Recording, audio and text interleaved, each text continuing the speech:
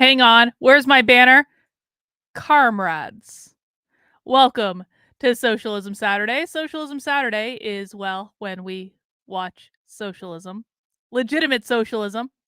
We don't watch like CNN socialism on Socialism Saturdays. This is no like Bernie Sanders, Democratic Socialists, like AOC.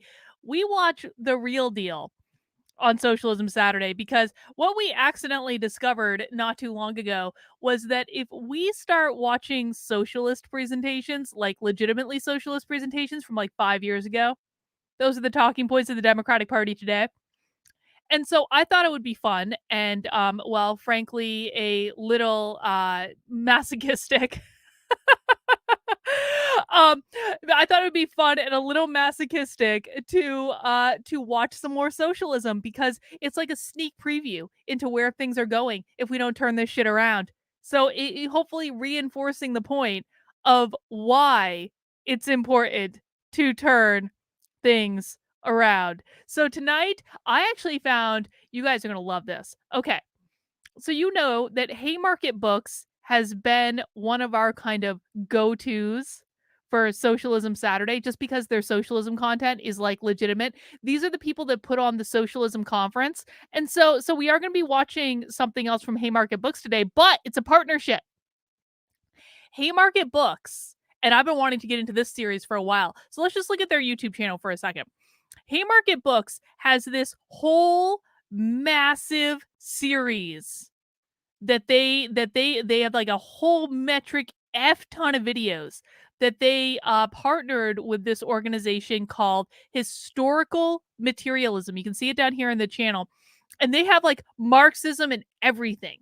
Like and I selected tonight that we're going to do Marxism and race, and we'll talk more about that in a second. But to be honest, this could keep us going in Socialism Saturday for like a while. Look at some of the titles that they have. They have, let's see, they have something about right-wing populism. They have history, race, and gender, cultural resistance under post-human capitalism, Marxist theory and philosophy. Let's see. There Marxism and gender. Maybe we can even watch that one tonight too if the first one goes well. Marxism, feminism, social reproduction, and look at that woman. You know that woman's a crazy socialist. Look at that woman. We could have fun with that one, I think. Marxism and grassroots politics. Let's see. Marxism and race. That's what we're going to watch tonight. We might watch studies in critical theory. We have got so many. This could keep us going for a while. And now, who is the Historical Materialism organization, you ask? I'm glad you asked that. Let's look at their website and see what they have to say about themselves. Historical Materialism, Research in Critical Marxist Theory, is a Marxist journal appearing 4 times a year, based in London. Founded in 1997, it asserts that, notwithstanding the variety of its practical and theoretical articulations, Marxism constitutes the most fertile conceptual framework for analyzing social phenomenon with an eye to their overhaul. In our selection of materials, we do not favor one tendency, tradition, or variant. Marx demanded the merciless criticism of everything that exists. For us, that includes Marxism itself. This is a journal that is like, I mean, and they're published. They're published by Haymarket, which is why they partnered with them. So I thought it would be fun to check out this series. So that's what we're going to do tonight. We're going to start off with Marxism and race because why not? Why not start there? Do I have beer? Yes, I have beer. I'll show you the beer I have in a second. Obviously, I have beer. If you have a drink, you can tell us what you're drinking in the chat.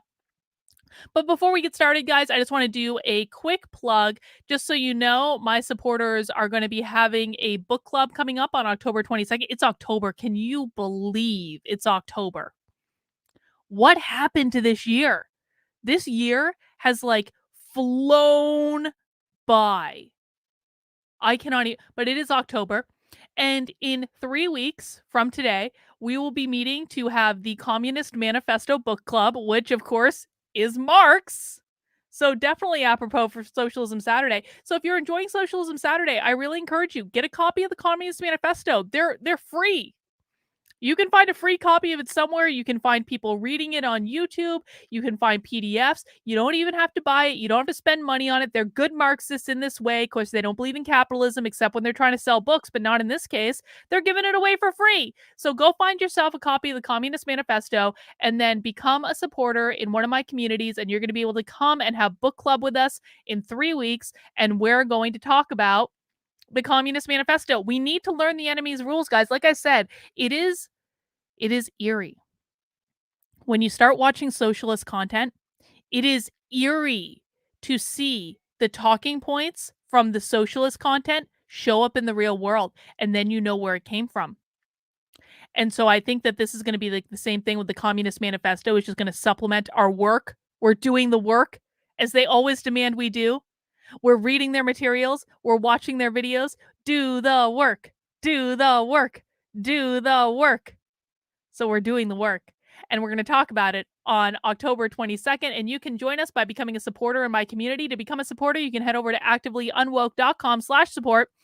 The link is also in the description below, and you can sign up to become a monthly supporter on Patreon, anywhere between $5 a month and $250 a month, depending on what perks you want. You can get some cool swag and stuff. If you don't want to give on Patreon, totally get it, man. Sometimes they cancel people. It's a really legitimate argument. That's why I've got another community on Locals, and I do actually spend most of my time in Locals. So you can sign up for Locals for $5 a month or more if you like, or $50 a year or more if you like, but you don't have to. You can also become a paying member on my Substacks. My Substacks are all free. My articles on there, but if you do want to support the work I'm doing, you can become a paid supporter on there, and I really appreciate it. And of course, you can give to my Indiegogo campaign. The link is in the description below. If you want to learn more about it, I'm working on training 10,000 parents how to find out what the schools are teaching their kids using publicly available information.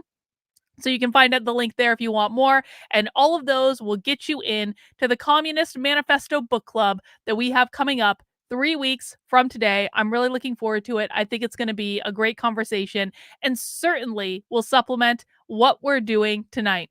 Now, before we dig into it, Bot has asked, do I have beer? I do have beer. Because why not? Now, I wanted to show you not some crafty stuff tonight, but I wanted to show you kind of like some run of the mill beer that you can probably find at your local supermarket. I've got two with me tonight. Let me show you. And I'm actually really excited about one of them because I have not seen this variety in like years. So one of the ones I have is Shock Top. Shock Top is a beer that, for those of you who don't know, I'm really into beer. Like, I like craft beer a lot, and so sometimes I drink beer on streams, and I like to explain it to people because some people are really intimidated by craft beer, and craft beer is amazing. And if you don't think you like beer, you just haven't found the right one yet.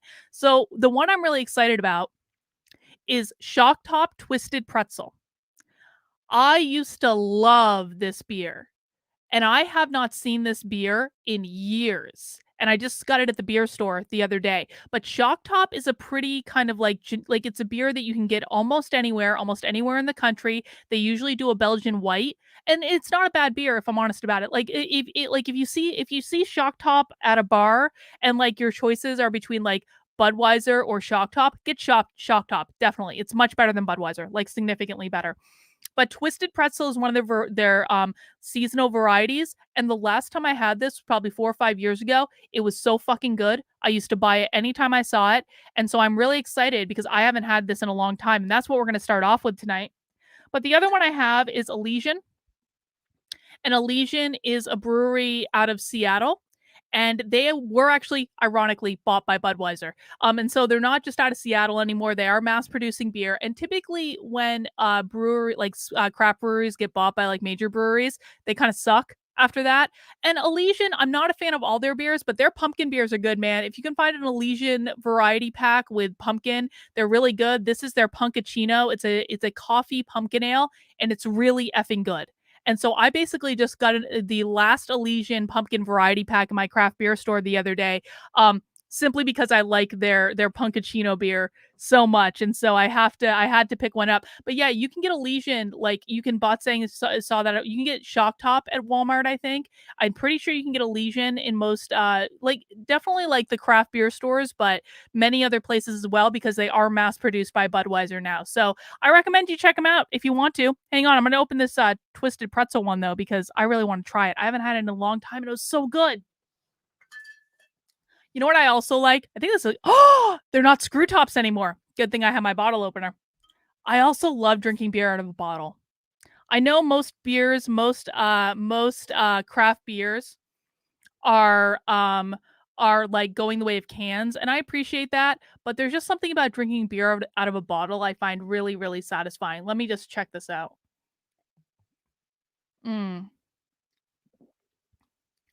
Oh, it's still so good. That's a good beer, man. That is a good beer. It's not fruity. Like, you guys know I drink a lot of fruity beers, a lot of sour beers that basically look like a smoothie. Like, that's a beer, and it's really, really good. Thank you, Skidmark, for becoming a new member on the channel. I do greatly appreciate it. Yeah, Brooklyn Way, pumpkin. So the way beer works is, and this is stupid and I don't understand it, like the fall beers become available basically in August. Right? So pumpkin is a limited batch. They do sell out rather quickly. So pick up your pumpkin if you can find it, because pumpkin is the best. I got one more pumpkin downstairs. I might get another. I know my beer store still has them, but really, pumpkin sells out very, very fast. So cheers, everyone. Happy Socialism Saturday. I can't wait to spend some time with you guys. Now, let me just mount that like button for me. And thank you for those watching on Odyssey, Rockfin, Rumble, Gitter. I appreciate you guys as well. I can't see your chats, but I can thank you for tuning in on one of the alt tech platforms. Let me just get this all set up so we can start watching. All right.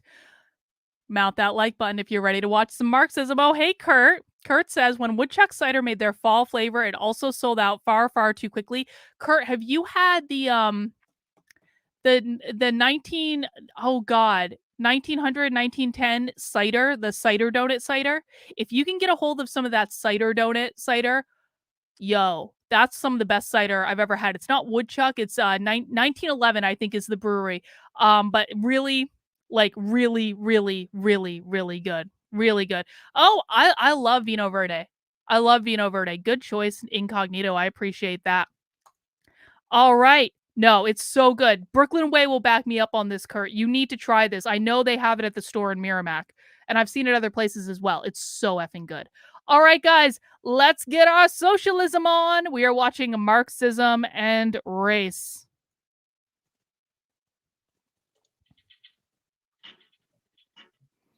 And they're, as we know, they all suck at technology. So if they flub about a little bit, it's on their end, not my end. Sorry, I can't do anything about it.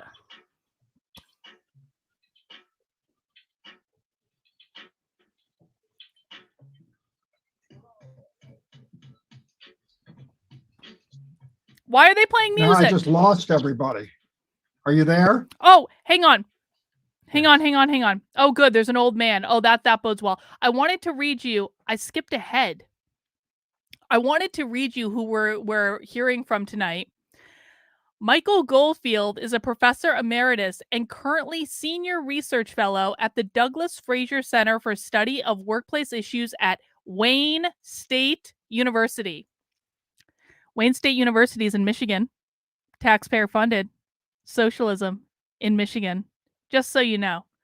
Just so you know. He is the author of numerous articles on labor, race, and the global economy, including most recently, The Southern Key, Race, Class, Race, and Radicalism in the 30s and 40s. All right, let's get back into it. Yeah, I'm still here. They always flub about with technology. Always. Oh! What's this?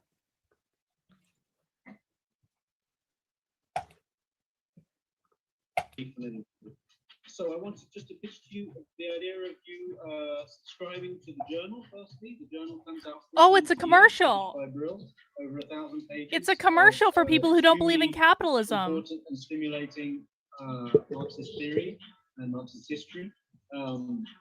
We have a discount at the moment for individual subscribers around the time of the London. See, they suck at capitalism so badly that they can't even play us their commercial in a way that we can hear it and respond to it. Demand that you subscribe to the journal, that you get other people to subscribe to the journal, and of course that you get your institution, if you're part of a university or other institutions, to subscribe. Oh yes, let's get colleges to subscribe to the Marxist Journal. That sounds like a great fucking idea. The second thing I really wanted to push was the book series. Here, I'm gonna increase their sound a little bit. Also probably be familiar with published by Brill Academic Press. I'm sure I'm way louder than them. 12 months later with Haymarket Books in Chicago, paperback. We have more than 200 volumes published now, translations of original work, of document collections, of translations from Marxist theory from across the world, from Japan to China, to India, to Latin America, very important Latin American list shaping up in the book series, and so on. It's a really crucial intervention in Marxist. I mean, we'll be going for a while, Kurt. So if you want to go pick up some cider, we'll probably be going for like several hours. So we'll be here when you're ready. So we'd like you to look at the book series, buy it in gold back, so you'll get extra credit. The book club that Haymarket is promoting, and also, of course, again, look, the communists are giving us a discount on their capitalism. Isn't that nice of them for the communists to give us a discount? Those are two key elements of our activity aside from the conferences, the journal and the book series, and we think it would be it's essential basically for us, for our existence, for us to be able to continue to thrive, for those to expand. So please subscribe to the journal. Does that make them the bosses? Publicize both around you and help us build the historical materialism project.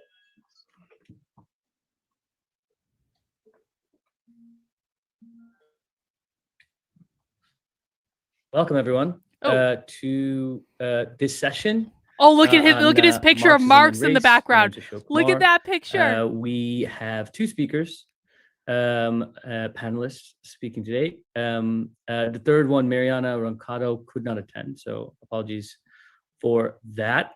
I have nothing else to add other than to the initial program. I'd encourage everyone to, like Sebastian said, subscribe to the journal and check out the new podcast if you haven't, on political Marxism, and there'll be new ones to come as well. So first we'll have the first speaker will be Mike Goldfield from Wayne State University, who'll be talking about race and the concept of capital. So Mike. Excellent. Thank you very much. Happy to be here. Wish that, in fact, I was in London rather than sitting at my desk, but that's the way it is. So today there's a special prominence of issues of racial oppression and racist attitudes. On the one hand, we have the rise of racist anti-immigrant movements around the world. And alongside this, mass movements in support of the rights of immigrants and people of color. So the issue of the roots of racial oppression has increasingly come to the fore for large numbers of people. So how can the centrality of racial oppression and the strength of racial prejudice in modern capitalist society be addressed within the Marxist tradition? So that's the focal point of what I want to talk about today. So how is the best way to address these issues? Well, I want to start with Marx and talk about Marx's evolving analysis of the concept of capital, including his understanding of the developing worldwide character of capitalism. And parallel to this, I argue that Marx has an evolving views on race, national oppression, and related questions, and that these later views of his on capital, in contrast to his earlier views. So for those of you who are new to Socialism Saturday, I probably should have given this little preemptive warning before we got into it. But for those of you who are new to this, if you don't understand some of the things that they're talking about, it's because these people tend to speak in a completely different language. And so you have to listen to them for a minute before you start to understand their language. So if he sounds like he's speaking crazy, like in gibberish to you, just hang on a second. It's going to start to make sense at some point, and I will do my best to help translate where I can. You can also ask questions in the chat if you need to, because other people can help as well. People who have been watching Socialism Saturday for a minute and have seen more of this content. So I just don't want you to feel like you're crazy if you don't understand what they're saying, because oftentimes we'll get people in here being like, I have no idea what's going on. Even sometimes for me, and I've watched a fair bit of this stuff now, even sometimes I'm like, I have no idea what they're saying, but you just have to stick with it for a minute and you start to learn it after a while. The other thing I want to say is if you think that the woke left are like word salad people, they got nothing on the socialists. Okay, the socialists will routinely take 107 words to say something that they could have probably said in 3 words. They're very wordy, they're very flowery, they're very fluffy. And so if it sounds to you like they're talking a lot and not really saying anything of substance, that's correct. You're interpreting that correctly, okay? So we listen to them because we want to make sure that we actually are able to identify when their talking points are showing up in the real world. But these are like the real deal. Yeah, it makes them exactly Sid. It makes them look like academics, and a lot of them are academics. They are, and that's part of the problem, right? They've infiltrated all the academic institutions and the schools and all that stuff. But I just wanted to warn everyone that if it sounds like he's not making sense, it's not you. You're fine. Just stick with it. We're gonna explain it. And if you have thoughts on what they're saying in the chat, please chat them in and I'll display them on the screen. Because I'm learning, we're all learning this together. Part of the reason I'm doing these things is that we can learn about this stuff in a group setting to make it a little bit easier for all of us to learn it. But I'm learning it right alongside you. So if you're identifying and saying and hearing things that I'm not hearing, please chat them in so we can help each other learn. Are the deepest and most coherent views and the ones that we should be paying most attention to. So I want to start first with the concept of capital. For Marx, the concept of capital is the key to understanding, and there's a quote, the whole system of modern society. And the concept of capital is defined by the competition between multiple capitals. So there's no such thing as one capital or state capital. The dynamic of capitalism has to do with competition between capitals. For Marx, and in this sense, I argue in a longer piece, draws upon, although not the same, on Hegel's view of the concept. The concept of capital for Marx has 2 moments. The sphere of circulation, or the exchange of commodities, exhibited most broadly in the worldwide market, and the sphere of production of commodities. And Marx's views are in sharp contrast to those of Ricardo and Smith. Adam Smith, like most modern neoclassical economists today, saw the sphere of circulation as primary, and Ricardo, like some Marxists today, saw production as primary over circulation. And this was not in my reading Marx's view. Central to the competition between capitals, each capitalist must put the squeeze on laborers, both in the sphere of circulation and in the sphere of production. Thus, capital attempts to lower the price of labor power in the sphere of circulation, as well as extract the most labor from their workers in the sphere of production. And these 2 spheres are neither identical nor commensurate. They have a relation, but neither can be reduced to the other. So the sphere of circulation is contradictory. It has a universalizing aspect, breaking down all barriers to the buying and selling of goods, including the elimination, the importance of demographic features of buyers and sellers. At least that's the ideology. And these are the civil rights of civil society, and they shouldn't be belittled. These are the things that in the US and in other places, civil rights movements have fought for. The rights of the marketplace, to live where you want, to be able to vote, to be able to buy and sell property, be able to eat where you want. This is what they talk like, many of them, not all, many of them. So I argue that in the 1848 Communist Manifesto by Marx and Engels, they tend to overemphasize the sphere of production, excuse me, the sphere of circulation, as Marx later stated himself. So in the communist, there's quite an enthusiasm of this aspect of the manifesto says that capitalism has pitilessly torn asunder the motley feudal ties, drowned the most heavenly ecstasies of religious fervor. All fixed, fast frozen relations with their train of ancient and venerable prejudices and opinions are swept away, and it creates a cosmopolitan character. National one-sidedness and narrow-mindedness become more and more impossible.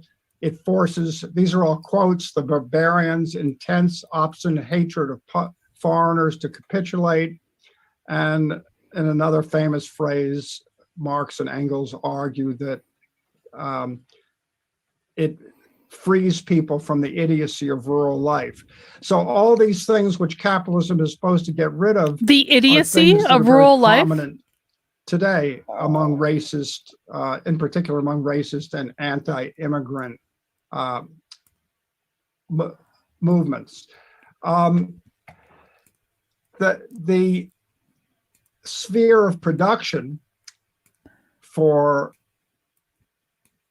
so I'm going to talk a little bit more about what actually happens and what Marx later came to see happens in the sphere of circulation. The sphere of production is where the goods are produced. To compete successfully in the world market, capitalists need their capital to be more productive. They can innovate, a phenomenon which one sees in all capitalist society, trying to produce cheaper goods or the same goods at less expense. But capitalists, to do this, aside from technological innovations, they also need cheaper, more productive labor. And one of the keys to this under capitalism is the industrial reserve army of unemployed and semi-employed workers. In most places, and particularly in the US, which I'm most familiar with, this reserve army of the unemployed is disproportionately non-white, immigrant, and female, and it's the competition from the industrial reserve army that forces workers to work under less than good conditions and to get less money than they might ordinarily get. The sphere of No one ever forces anyone to take a job. I'm sorry. We have one of the most honestly, like, this is a job hunter's like market. You can find jobs now very easily at any level of any type of experience. And one of the things that really pisses me off about these people is that they assume that people who go to work for someone else are just like, they have no locus of control. No one ever forces you to take a job. No one ever forces you to accept a salary. No one ever forces you to stay at a job that you feel like is taking advantage of you. If you don't like your job, go get another fucking job. If you don't want to go get another job, start your own business. And I understand that is easier said than done, and not everyone is inclined to be their own boss. I get it, but it's, even if you want to work for someone else, and there's nothing wrong with working for someone else, like, you can always switch jobs. It's really not that hard. Free will. Yes, Moxie. Yes, exactly. They perceive that people who work for someone else have no free will. That they are in control of their own destiny. Well, yes, you are. If you feel like your boss is taking advantage of you or you're not getting paid enough, then negotiate or go find another job. It's not complicated. circulation also comes in, and the bargaining power of workers is diminished because of the industrial army of the unemployed and semi-unemployed. So what happens, there's competition between the employed and people in the reserve army, and the divisions are also used to divide the working class by race, religion, nationality, and gender, providing scapegoats and diversions, as well as competition. So this industrial reserve army is one key component to understanding racial divisions and how prominent they become, both in terms of racial oppression of part of the working class and racist attitudes on the part of many workers. So capitalism continually creates and recreates various categories of workers as central components of its labor force and its reserve army. Sometimes it appropriates feudal, even pre-feudal categories. Hang on. Is his argument, let me know if this resonates, is his argument going to be that capitalism is racist because Black people are poor and therefore Black people have no free will or agency and are forced to work for the white masters? That is an incredibly racist argument. That, yeah, Chris, do it. Give in to that inclination, Chris. Do it. But that seems to be his argument, that capitalism is racist because Black people are poor, which is an assumption that you really shouldn't. Like, that's a racist assumption in and of itself. And that they have no choice but to go to work for the white master who are the capitalist. Remember, for these people, whenever we, this is why, guys, whenever we hear the term whiteness, when we're watching like critical theory training or things like that, you always have to keep in mind that whiteness is not about the color of your skin. Whiteness is about who owns the power structure. It's about who is the boss, who is the landlord, because that's who these people view as the ultimate enemy. It really has nothing to do with your race.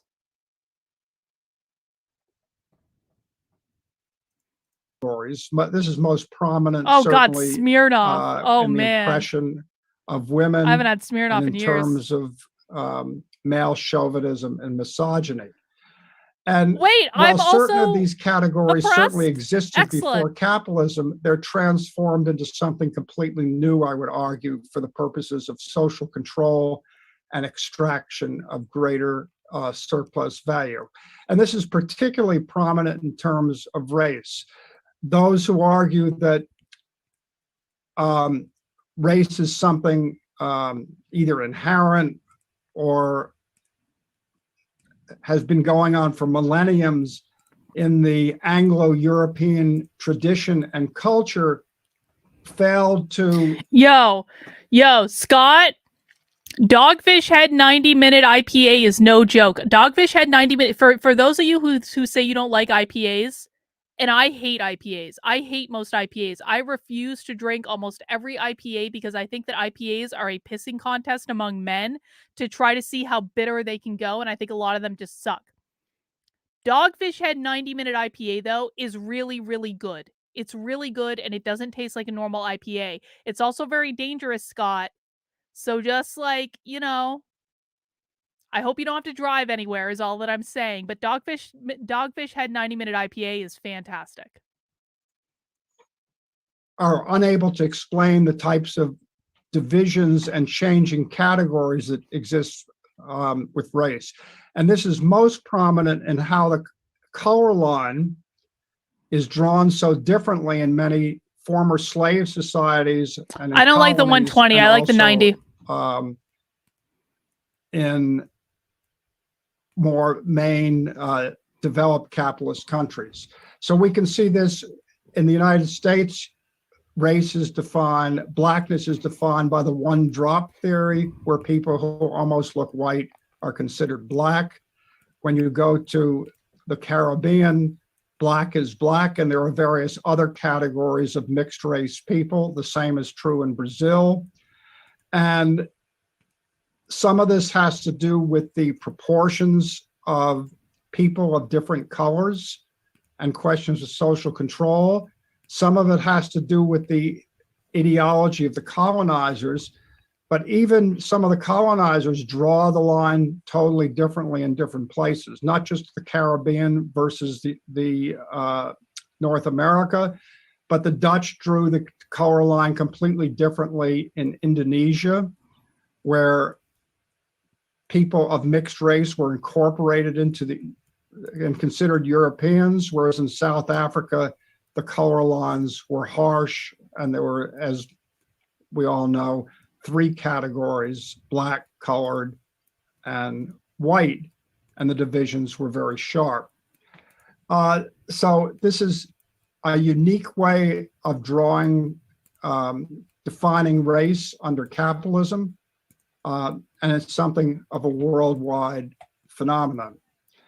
So first, Did let me he just mention argue? that Did he just argue that we wouldn't be defining race if not for capitalism? Well, that actually kind of makes sense.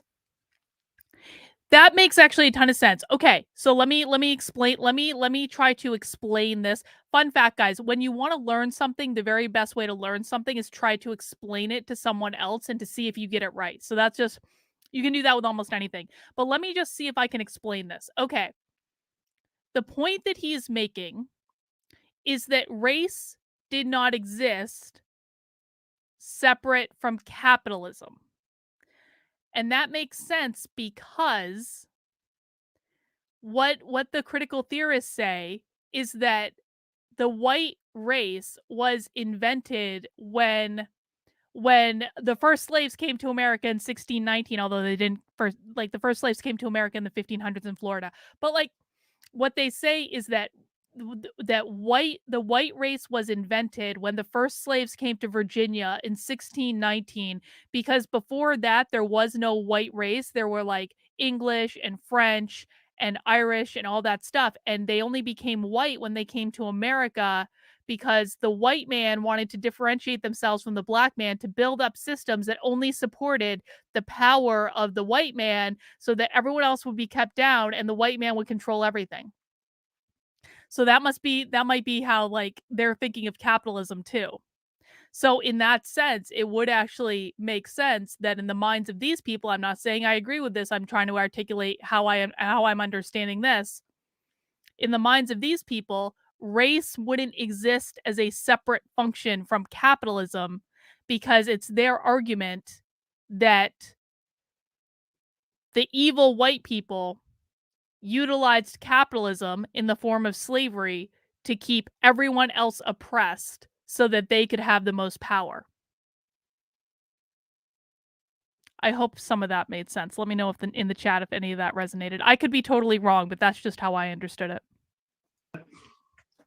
under capitalism, large categories of workers are assaulted, and Marx came to see the assault on workers as so much more important than alienation from their product. So he talks about the starvation of British handloom workers in England as yes, they do equate whiteness to American culture. Correct. Pushed them out of Correct. business. So Marx notes, world history offers no spectacle more frightful than the gradual extinction of the English handloom weavers, many of whom died of starvation. So good. But he also notes that this technological development was even more devastating in India. He says this misery of the Indian cotton workers and weavers hardly finds a parallel in the history of commerce. These are all quotes. The bones of the cotton weavers are bleaching the plains of India. And we can see this tendency to drive people down, even if they're not as extreme in these examples. So one example, for example, in the US trucking industry is that trucking, which has 4 or 5 million workers in it today, and is, as we know, critical to the economy and the transportation of goods. It's a bottleneck in the supply line. This used to be a fully unionized industry in the United States with wages comparable to auto workers. The unions were broken. There's a famous book called Sweatshops on Wheels. And truck drivers today are largely immigrant in the United States, paid less than minimum wage because they're not paid for wait time. Hey, Nick. Well, incognito. Incognito, are truck drivers mostly immigrants that are paid less than minimum wage? Or any other truck drivers in the chat? Because I have actually have a fair bit of like truck drivers in my community. For some reason, I don't know why. But like, are truck drivers really like mostly immigrant that are paid less than minimum wage? Because that doesn't sound right to me. You can make a really good effing living being a truck driver. You can make a really good living being a truck driver. But I think it's correct for you to give into this urge and drink your Corona.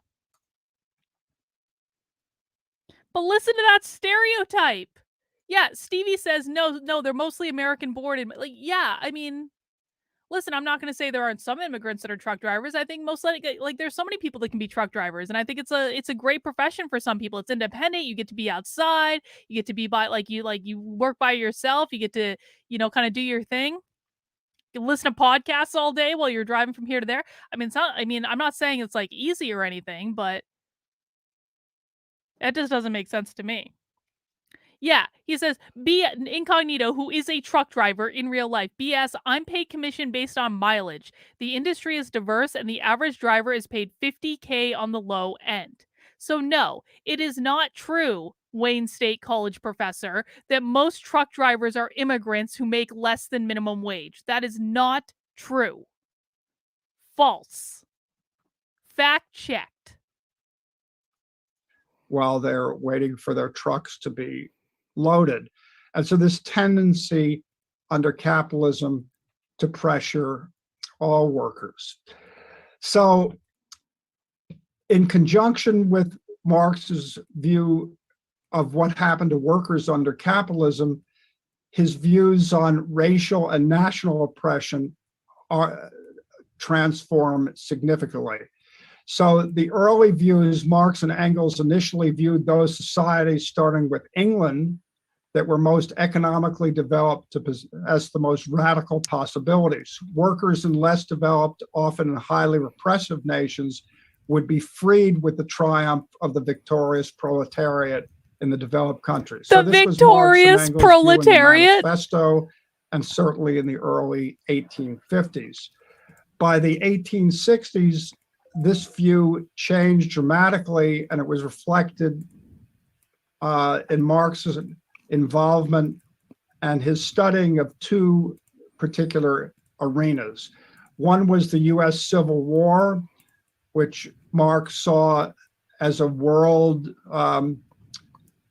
shattering event and an advance for labor with the free. Can you imagine? Okay, this is just a side note. This has nothing to do with what he's saying, but it's occurring to me as I'm watching this. It's like there are people who spend their lives just studying the ruminations of one person, Karl Marx. Can you imagine? And I'm not suggesting that I appreciate what Marx taught at all, but I'm just saying, like, in terms of like impact, can you imagine being a person who other people spend their lives studying everything you say and everything you ever did? And can you imagine how different his insights would be if social media was alive in the time of Marx? Like, what if this guy, I'm like just talking right now. What if Marx had a Twitter account, and along with this guy studying everything that Marx had ever written and analyzing everything that Marx had ever written, he also analyzed every tweet that Marx sent? I mean, that would be kind of like, it is insane though to think that there are people who have lived that are just studied all day every day by like other people. That's kind of crazy to me. Tolkien, yes, Tolkien. Another one. Exactly. Freedom of the slaves, and the other was the struggle for the liberation of colonized Ireland. So Marx had begun to see the struggle of oppressed peoples to be the vanguard of struggles for general emancipation. Oppressed peoples had no illusions about their oppressors, unlike the workers of the oppressed nationalities. And as he famously argued in Capital, in the United States of America, every independent workers' movement was paralyzed as long as slavery disfigured part of the republic. Labor in the white skin cannot emancipate itself while it is branded in the black skin. So Marx himself noted these changes in his views in a number of places. So in a letter to Engels, December 10th, 1869, he says to Engels, quite apart from all phrases about international and humane justice for Ireland, which are taken for granted in the International Council, it is the direct and absolute interest of the English working class to get rid of their present connection to Ireland. For a long time, I believed it would be possible to overthrow the Irish regime by English working class ascendancy. I always expressed this point of view. Wait, I gotta put this chat up from ZXY on the screen. I wish Marx's father had a Twitter account. He wrote some scathing letters to Marx, scolding him for whining so much and being such a parasitic son who was always begging for more money to waste. Is that right? I would like to read those letters. I'm gonna look those up. That's fantastic insight. So go be a Tolkien staller. What's stopping you? Go do it. What, like, listen, man, why not? Why can't you study Tolkien all day? Why not? Deeper study has now convinced me of the opposite. The English working class will never accomplish anything before it has got rid of Ireland. The lever must be applied in Ireland. And Marx stressed that the education of the British working class would not happen spontaneously, but require the leadership of a revolutionary party. So the existence and highlighting of subordinate racial groups as the bulwark of the Industrial Reserve Army provided the basis for not only the corruption of the views of dominant workers, but also led to sharp divisions. And as Marx concluded, quote, any nation that oppresses another forges its own chains. Thus, for Marx, racial oppression was not only not reduced to class oppression, but the struggle to end racial and national oppression was the key to any advances to be made in the general class struggle. And to paraphrase, under modern capitalism, the fight against racial oppression had to be the direction of the main blow of the working class movement. So at certain junctures in history, this struggle has raised its head into prominence. I argue in my most recent book, The Southern Key, Class, Race, and Radicalism in the 1930s and 1940s, that the insurgent interracial union movement played a major role in terms of leading working class struggles. So Alabama in 1937, it may be hard to, the picture in the background of my Zoom picture is from the demonstration from the 1930s. School teachers, even in Oklahoma and Mississippi, have occupied state houses. Oh, you mean they were engaging in insurrection in those school teachers who are occupying state houses? Taking place. That sounds like an insurrection to me. There's a large increase in the number of labor struggles taking place in the United States and in many other places in the world as workers gain more leverage in the labor market and in some places come together. I'm going to stop right here, but that's a thumbnail sketch of how I see race related to the concept of capital, and both racism and racial oppression and the struggles against it part of what's going on in the modern world. Thank you very much, Mike, for that talk. Next we'll have... I have no idea what his argument was, by the way. from the University of Buffalo. We'll be talking about University race of Buffalo. and Oh, that's reification. nice. Matt? It's always nice All to hear right. where these people are Thank you. teaching at, isn't it? Glad to be here this morning here in Buffalo. I'm basing my presentation on a paper I'm working on. And this paper uses Marx's idea of commodity fetishism and subsequent theories of reification to understand the social construction of race and the nature of racial domination. Race is typically defined as a socially constituted category that is misattributed as a natural one. The goal of my paper, in contrast, most papers just social construction theories of race sort of just start with that definition. In this paper, I want to explain how this misattribution Race. arises. Oh, hang on. Presentation. He just said that race is a social construct.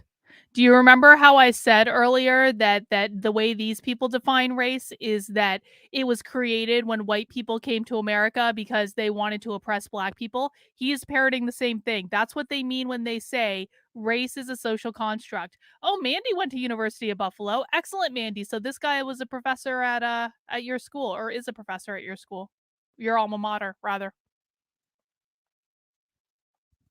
So I guess what I'm saying is now we can start to see where the argument came from. Every time you hear race is a social construct, that's where that's coming. Maybe we'll watch the one about gender after this and they can explain to us how gender is a social construct as well. Engage some recent attempts to, in addition to sort of unpacking that question, I also want to engage some recent attempts to locate what Nancy Fraser has called the persistent entanglement of race and capital. And I'm going to argue that this imbrication has to be sought at a critical ontological and epistemological level rather than a functional one. All right, so before I get into the main course, so to speak, let me explain what I mean by reification. We're familiar with this word primarily from Lukács. Right. And since then, reification has been used in a variety of ways. Not all. I just want to say, this is the shit that James Lindsay spends his days reading. Like, James Lindsay has immersed himself in the bullshit that they're talking about. And so we should all be grateful that James Lindsay has taken the time to read their writings, in some cases to memorize their writings. I mean, I think he's like kind of a savant in this on his own. But I tackle the woke from like, I look at their trainings and I look at their curriculum and I look at their professional development work and I look at what they're doing in the real world. It's a little bit less painful than what James Lindsay's doing. And so I really want people to understand that when these guys are talking about like you know, the research and stuff like that, that's what James Lindsay's got his head in. And we should all be very, very grateful that he's done it, because I don't think many people could.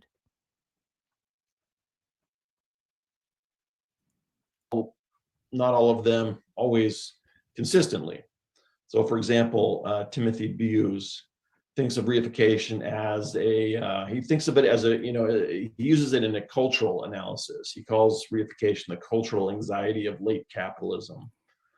As another example, we can turn to the work of Joseph Goebbels, who expressly uses reification to critique race and racism and says that, quote, there can be, and indeed there are, forms of reified consciousness which are linked to the conditions of existence, so to speak, unquote, rather than to historically specific social relations of production, which is where I think reification needs to be located. So the good news is that most of these kind of refinements and subsequent developments don't need to really preoccupy us, and that's because in both the paper and the presentation, I mainly rely on Marx's analysis of commodity fetishism for my explication of race as reification. That said, I'll use the term reification, which literally means thingification, because it's simply a good overarching description of the phenomenon. Okay. Reification means thingification. You guys all got that? Does that make sense to everyone? Reification means thingification. I don't know what the fuck either of those words mean. I have no idea. Does anyone know? Yeah, and commodity fetishism? I have no idea what these words mean. If you know, let it yeah. Well, exactly. Like this is exactly what I heard too. Reification. I heard the same thing, Alexandra.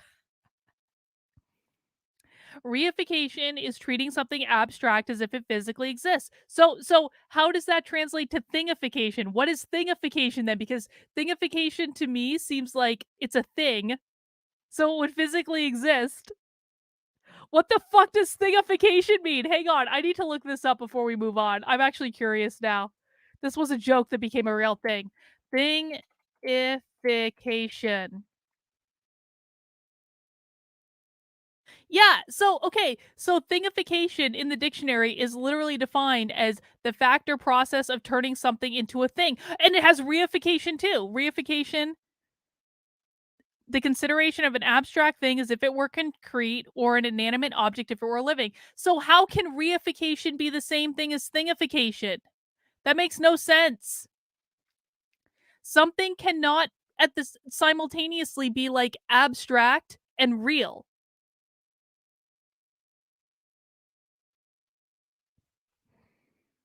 I would understand it if he was talking about it as like two separate ideas, but he just said reification is the same thing as thingification. Whatever. Let's move on. Under investigation, namely the processes by which abstract, historically contingent social relations are turned into the natural properties of things. All right, so the paper itself has 4 parts, and just in the interest of time, I'm going to concentrate here in the presentation on 2 parts. The first part that I want to talk about is how the commodity or the value form explains race as reification.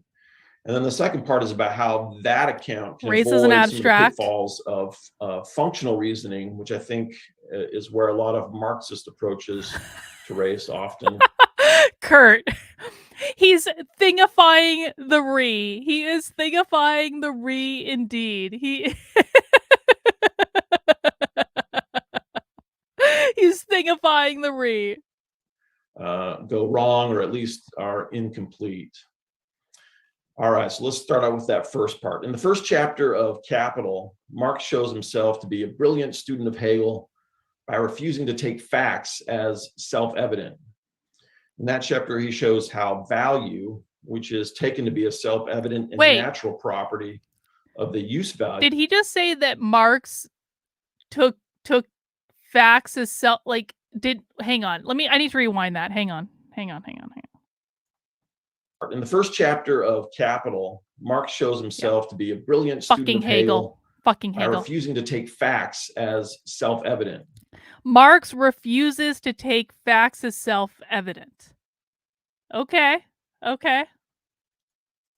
In that chapter, he shows how value, which is taken to be a self-evident and natural property of the use value, which are its bearers, is actually something abstract and supra-sensual. That sounds bad. This inversion, wherein a really abstracted social relation is transformed into the property of a thing, also lies at the basis of race in modern capitalist society. I'm going to summarize that argument in 3 steps. So the first step is located in that chapter 1 of Capital I just sort of summarized. The thing I want to add here is that it's important to distinguish between the fetish character of the value form from fetishism. The fetish character is the inversion, the objectification that I just discussed, whereby social relations are imputed. I didn't know we were going to be talking about fetishes tonight. What would Deb Philman say? There's nothing false or illusory about this objectivity, right? Value has absolute practical validity, right? This is the basis of the capitalist economy, our behaviors and actions in exchange and production.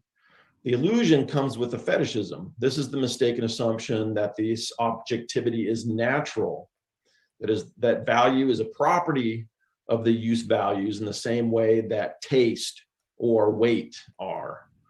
The source of both the fetish character and the fetishism of the commodity, however, are the same, right? Marx tells us that, quote, they arise from the peculiar social character of the labor which produces them, unquote, namely the way production is undertaken privately and mediated through exchange.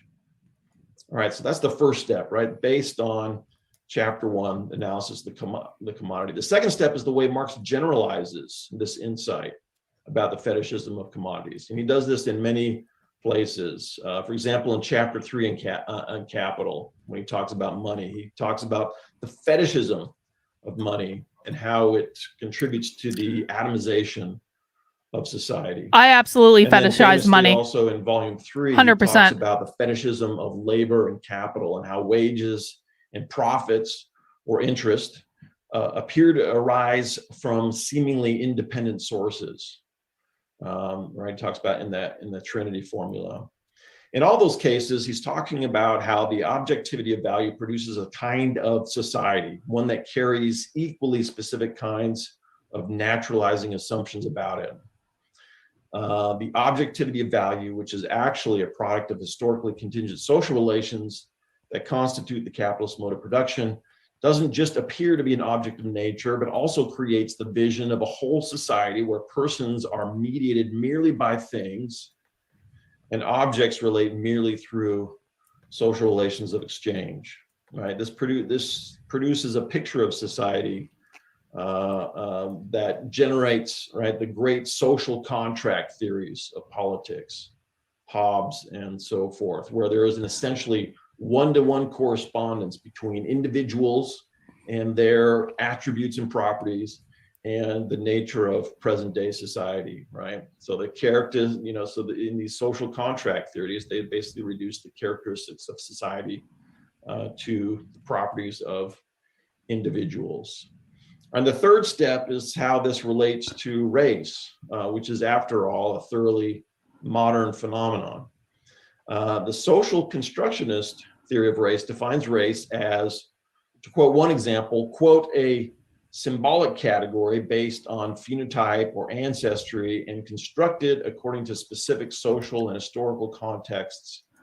Wait, so how can race be like a symbolic category and also be based on your ancestry? A symbolic category, like based on your ancestry, your ancestry is not symbolic. Your ancestry is a very real biological thing. Is this why reification is the same thing as thingification? Because if they don't want to admit something is real, they just call it abstract? I don't understand it all. I'm totally confused right now. I like to think I'm a relatively smart person, but I'm completely lost in what he's saying. If anyone has any ideas, let me know in the chat. That is misrecognized as a natural category, unquote.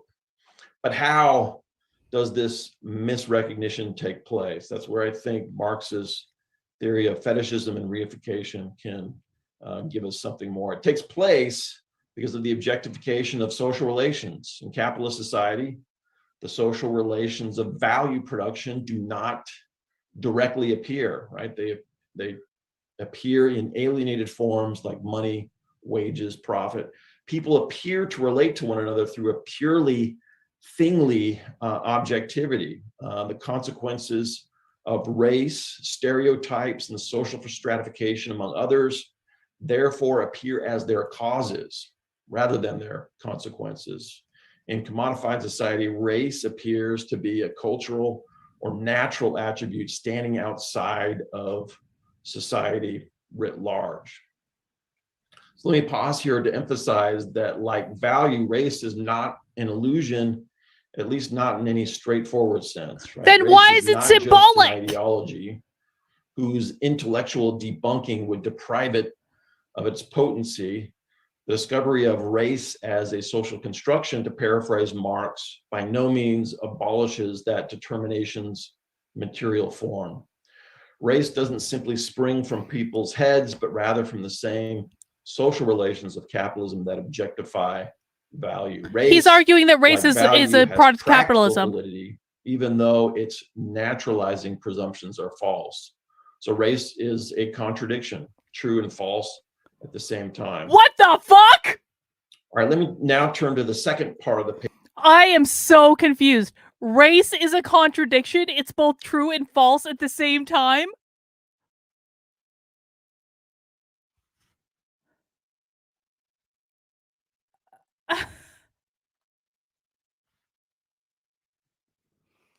Can we listen to that part again? Because that was some of the best word salad I have ever heard in my life. Okay, we're going to listen to it again. It's my stream. We'll do what I want. But, like, what the fuck was that? I'm going to go back about a minute. Of race, stereotypes, and social stratification, among others, therefore appear as their causes rather than their consequences. In commodified society, race appears to be a cultural or natural attribute standing outside of society writ large. So let me pause here to emphasize that, like value, race is not an illusion, at least not in any straightforward sense, right? Race is not just an ideology whose intellectual debunking would deprive it of its potency. The discovery of race as a social construction, to paraphrase discovery of Marx, race by as a no social means construction abolishes that determination's material. So he just said race is not an illusion, which would make you think that it's real.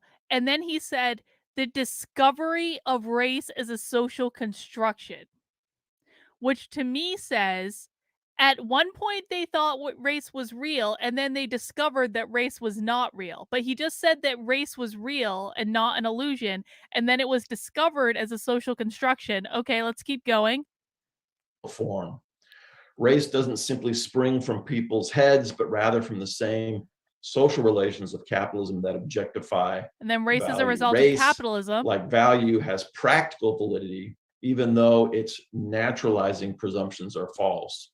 So race is a contradiction, true and false at the same time. That is like the best quote that I've ever heard from one of these presentations.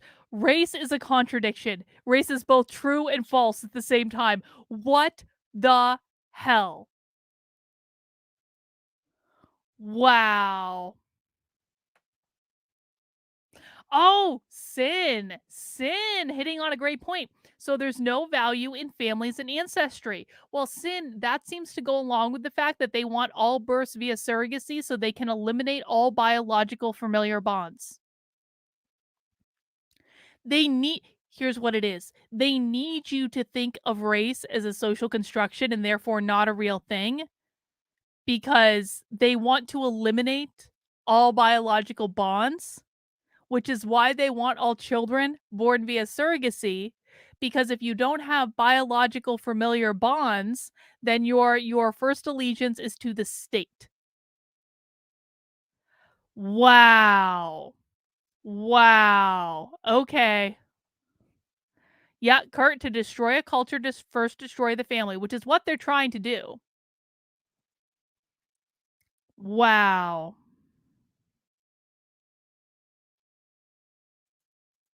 All right, let me now turn to the second part of the paper that I want to discuss here in the presentation.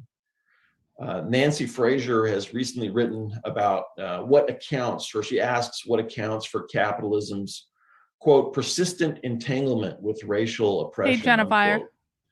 Traditionally, Marxist answers to this question have offered what I'll call functional explanations. So, for example, it is said that racism exists and persists because it divides the working class, which serves the interests of capitalists and capital accumulation. Race exists because it divides the working class to serve the interests of capitalists. Sin says, so this argument is also to show that relationships between husband and wife are capitalist and have no value. Sin, I think you're dead on with that. Their goal is to eliminate the family, again, because if you have those biological bonds, you can't be loyal to the state.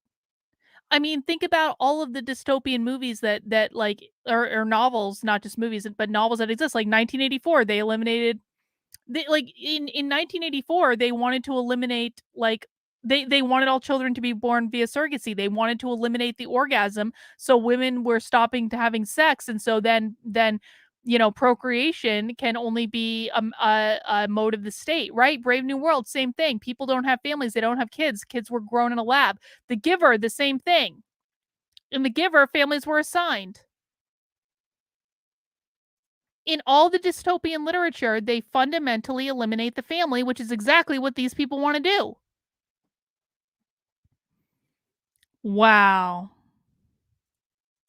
Many of these engagements have privileged wage labor and ultimately affirming sense, assuming that as accumulation expands, capitalism Correct. will abolish Correct. archaic social distinctions by bringing more and more groups into the wage labor relationship. These perspectives have trouble accounting for racial domination's most challenging features, especially the ones that privilege wage labor. I'm almost done my first beer already. They make little sense of non-wage relationships and their constitutive roles in race, racism, and capitalism. So good. Capitalism divides the working class by creating gigantic reserve armies of labor, which reproduce racialized populations, as Mike emphasized in his presentation. But also it does this at levels that on this planet of slums, to quote Mike Davis, go well beyond capitalism's functional requirements, right? Hang on. Lucretius Primate. So Brave New World wasn't orgasmless. They had a metric fuck ton of sex in Brave New World, but they had no families. In 1984, they eliminated the orgasm because they wanted all children to be born via artificial insemination. And so they had the Junior Anti-Sex League that was like committed to like, we are never going to have sex. We're going to remain virgins. They were actively trying to eliminate the orgasm because they wanted to eliminate the biological family. In Brave New World, they grew people in labs. So you didn't have biological family, but they had a metric F ton of sex. But like the women all took birth control so they would never get pregnant, right? So they were still eliminating the biological family, even though they were still having sex. They just didn't allow people to actually have their own children. I feel like I saw, oh, Catherine Scully. I thank you for Catherine Scully. I can't display your chat on the screen because it's not integrated like that, but thank you for being a member on the channel for 21 months, Catherine. Thank you so much for supporting my work for almost 2 years. What kind of dressing do you think would go with this word salad? I'm thinking ranch, maybe a bit of cheese as well. I mean, yeah, I mean, I think ranch would be a good one. I definitely wouldn't associate it with like a good salad dressing. I don't like ranch dressing, so like ranch dressing for me is like nah. So I mean, definitely ranch. Maybe something red. Maybe like an oil and vinegar, like a red wine vinegar dressing. I think that would go pretty well with this. Oh yeah, Jennifer in Demolition Man too, because we watched that recently. In Demolition Man, they also eliminated the biological family. If people wanted to have kids, they had to go get a license from the state. Russian dressing, Deborah. Yes, Russian dressing. And thank you, Incognito, for becoming a member of the channel, guys. Becoming a member of the channel really does support the work I'm doing, and I do really appreciate it. So I thank you for that support, guys. You guys are the best.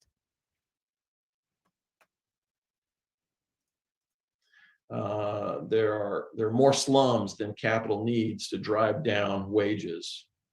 And even Fraser, who otherwise avoids kind of the viewpoint that privileges wage labor in her analysis, still cognizes race as functional for capital. Quote, she says, quote, expropriation lowers capitalist costs of production, supplying inputs for whose reproduction they do not fully pay, unquote. So her approach is still a very functional relationship between race, even though it's a relationship of expropriation rather than exploitation, still functional for capital. Even more critically, in case in point, these perspectives can't account for the non-functional aspects of racial domination. So as Moish Postone points out with respect to the Holocaust, the extermination of the Jews was scarcely a means to an end, quote, but was its own goal, extermination in order to exterminate, a goal which acquired absolute priority, unquote.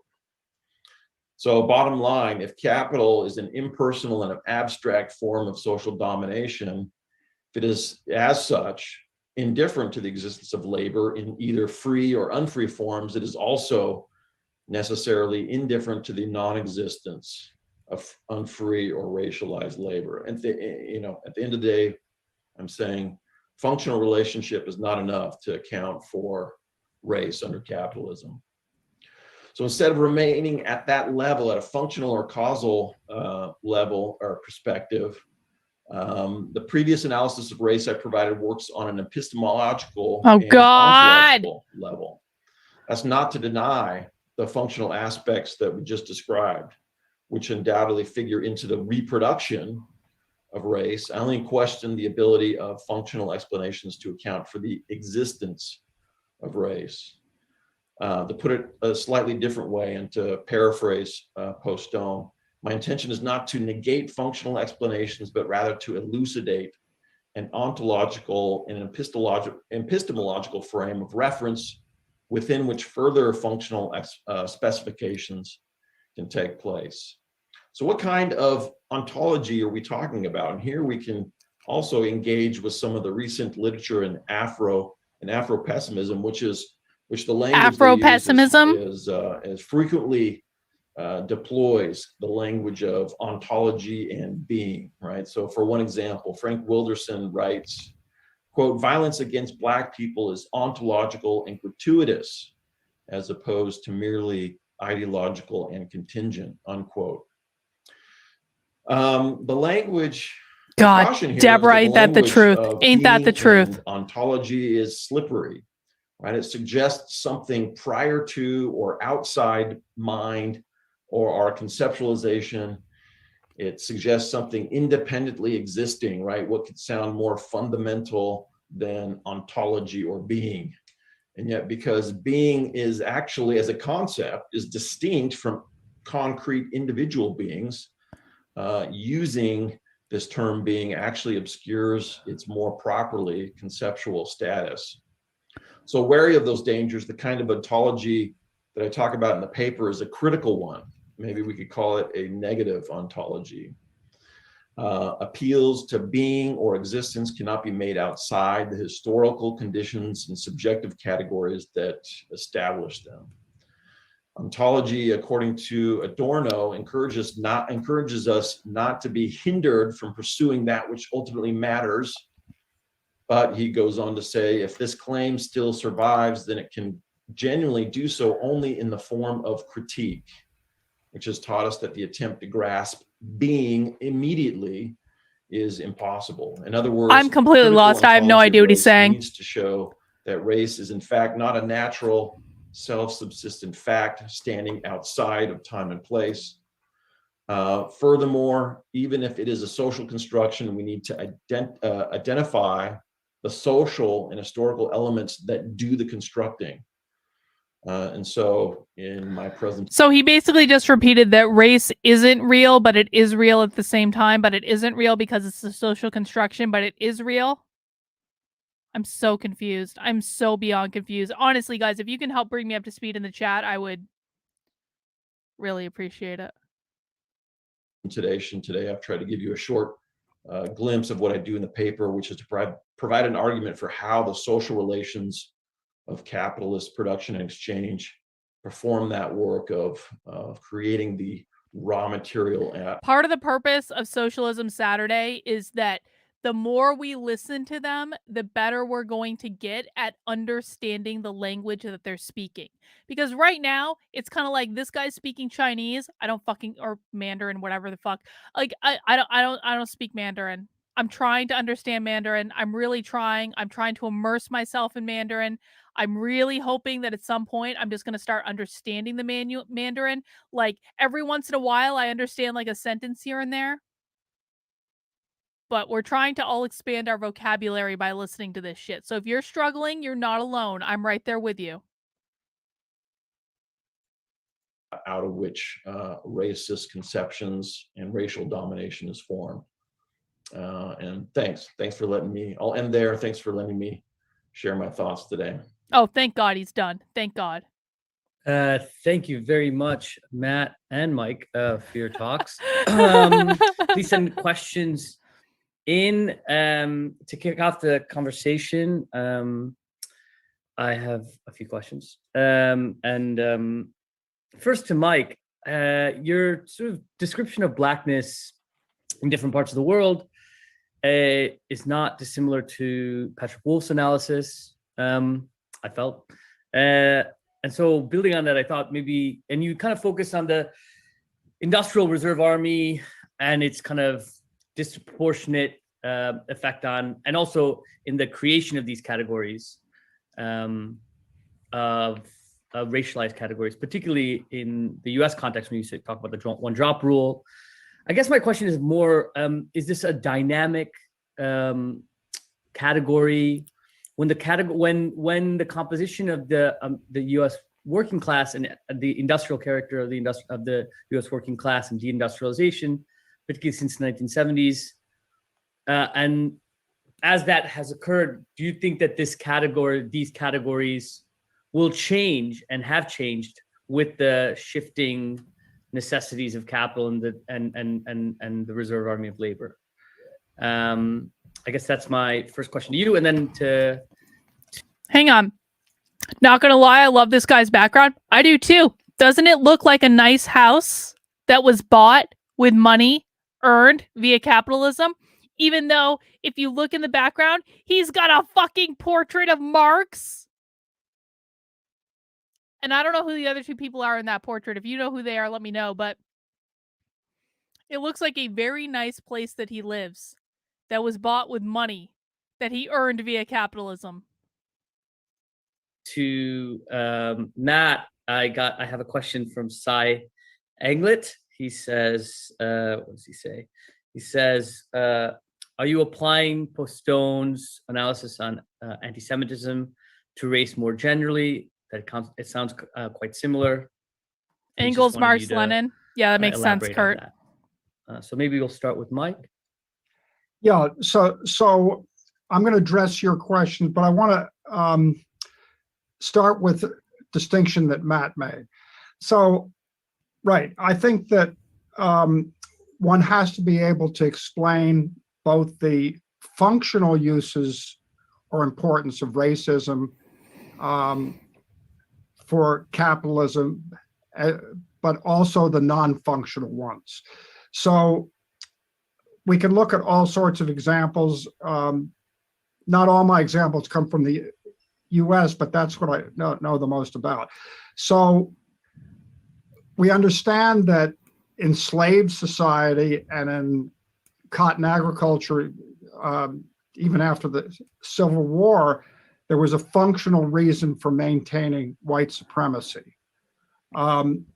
We see competition in California after the Civil War. You're probably right. You're probably right. It probably is his parents' attic.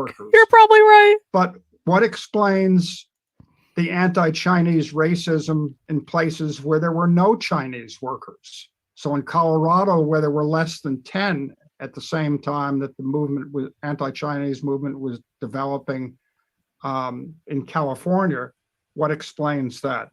And I think that in my own research and thinking, incorporating anti-Semitism and the Holocaust into theories of race is central to getting this broad view of functional and non-functional things. Okay, so you mentioned Wolf. So in trying to get on top of this literature, I've read a fair amount about the settler colonialism literature, in which Wolf obviously plays a central and defining role. But it seems to me that the diversity of experiences is not dealt with in most of the settler colonialism literature. A lot of it is very Anglo-oriented. So we talk about extermination, particularly US, Canada, Australia. But in other places, as Cy Engler argues, it's settler colonialism involves the use of labor, South Africa, partly even in Israel and other places. But I think at the other end of the spectrum, we look at a place like Hawaii, where there's some excellent work. And in fact, the original indigenous people, the native Hawaiians, were not the people who were the worst off in the country. There were first Chinese who were brought in as contract semi-slave labor. There were then Filipinos, Japanese who were higher up on the totem pole.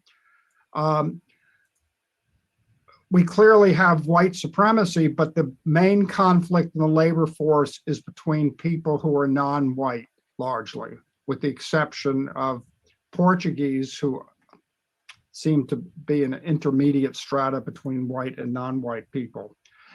And the way these divisions were overcome had to do with the successful organizing of an interracial labor movement in Hawaii, which eventually transformed Hawaii from being a fairly conservative state dominated by a white racist elite to here we go. Here we sort of go. the American equivalent of Kerala, with also Hawaii was bad when it was conservative because it was dominated by a white racist elite when it was conservative. But when Hawaii became better was when the conservatives were no longer dominating the culture. Got it. It's all political. Got it. sorts of so-called progressive and social democratic policies, universal health care, relatively high wages for working class people, etc. So what I find both in the literature on race, but also settler colonialism, is a narrowness of not looking at all the different types of examples.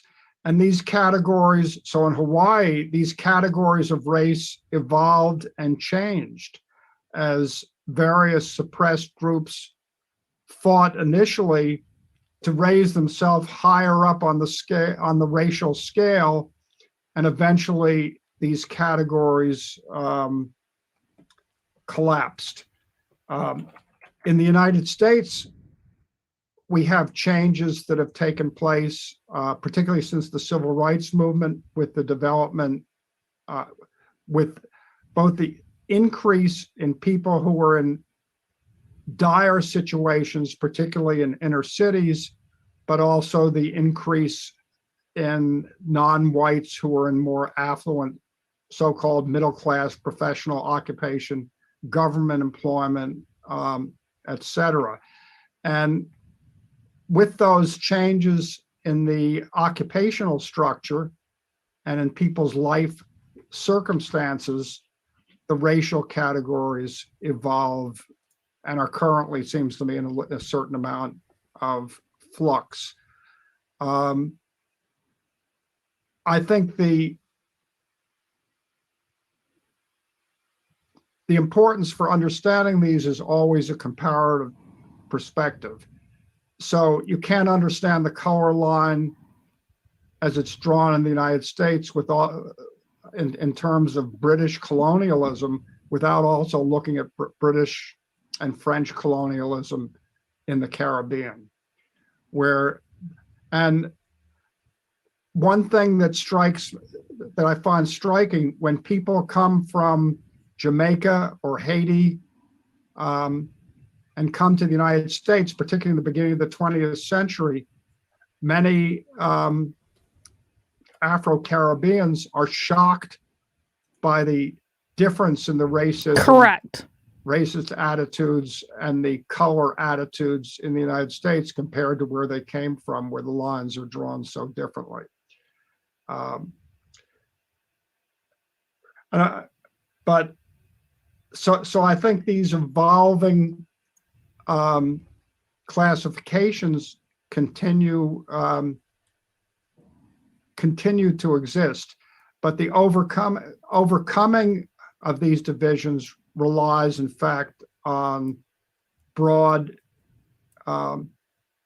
solidaristic labor movements that allow people to fight together against all the various forms of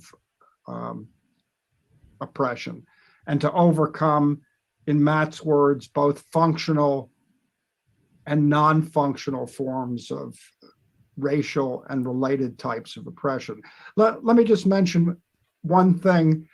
In some sense, racial oppression and oppression by color is something very distinctive. But on the other hand, race becomes a catch-all for other forms of oppression, anti-immigrant attitudes and oppression towards immigrants, religious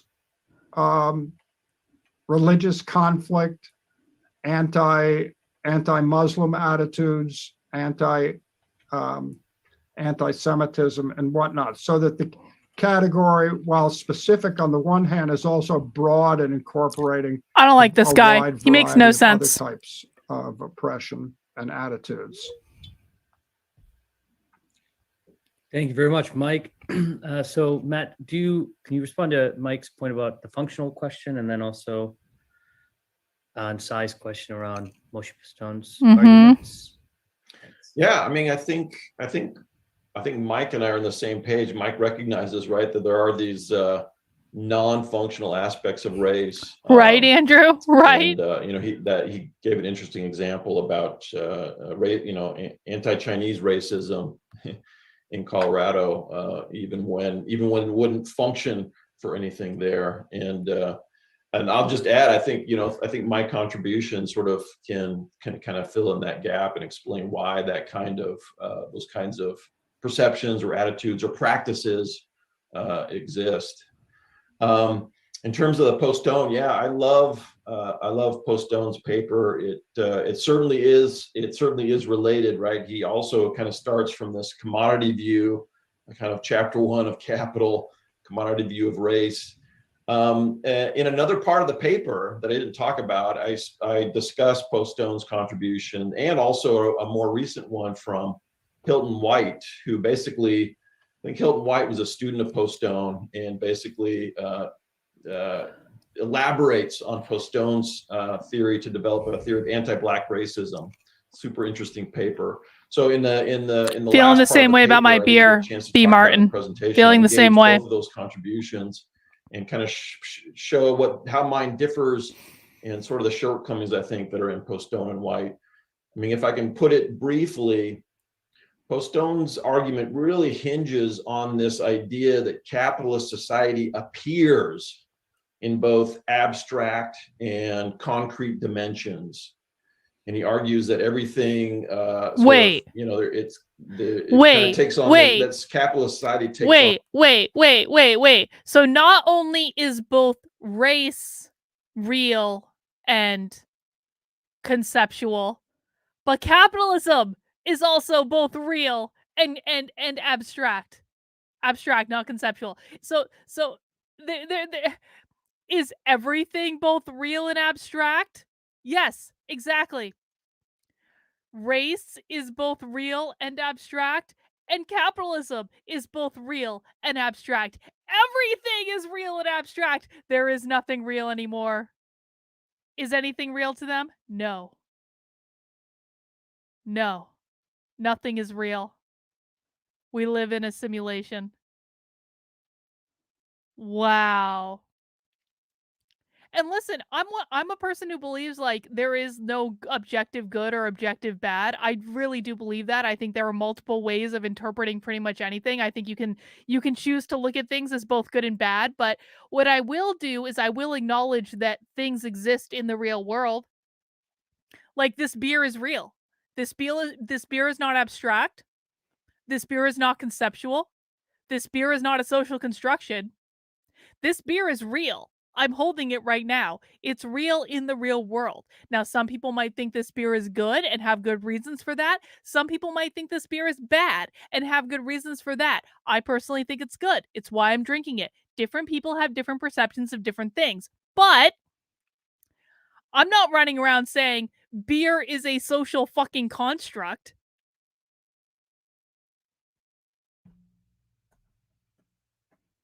I don't understand.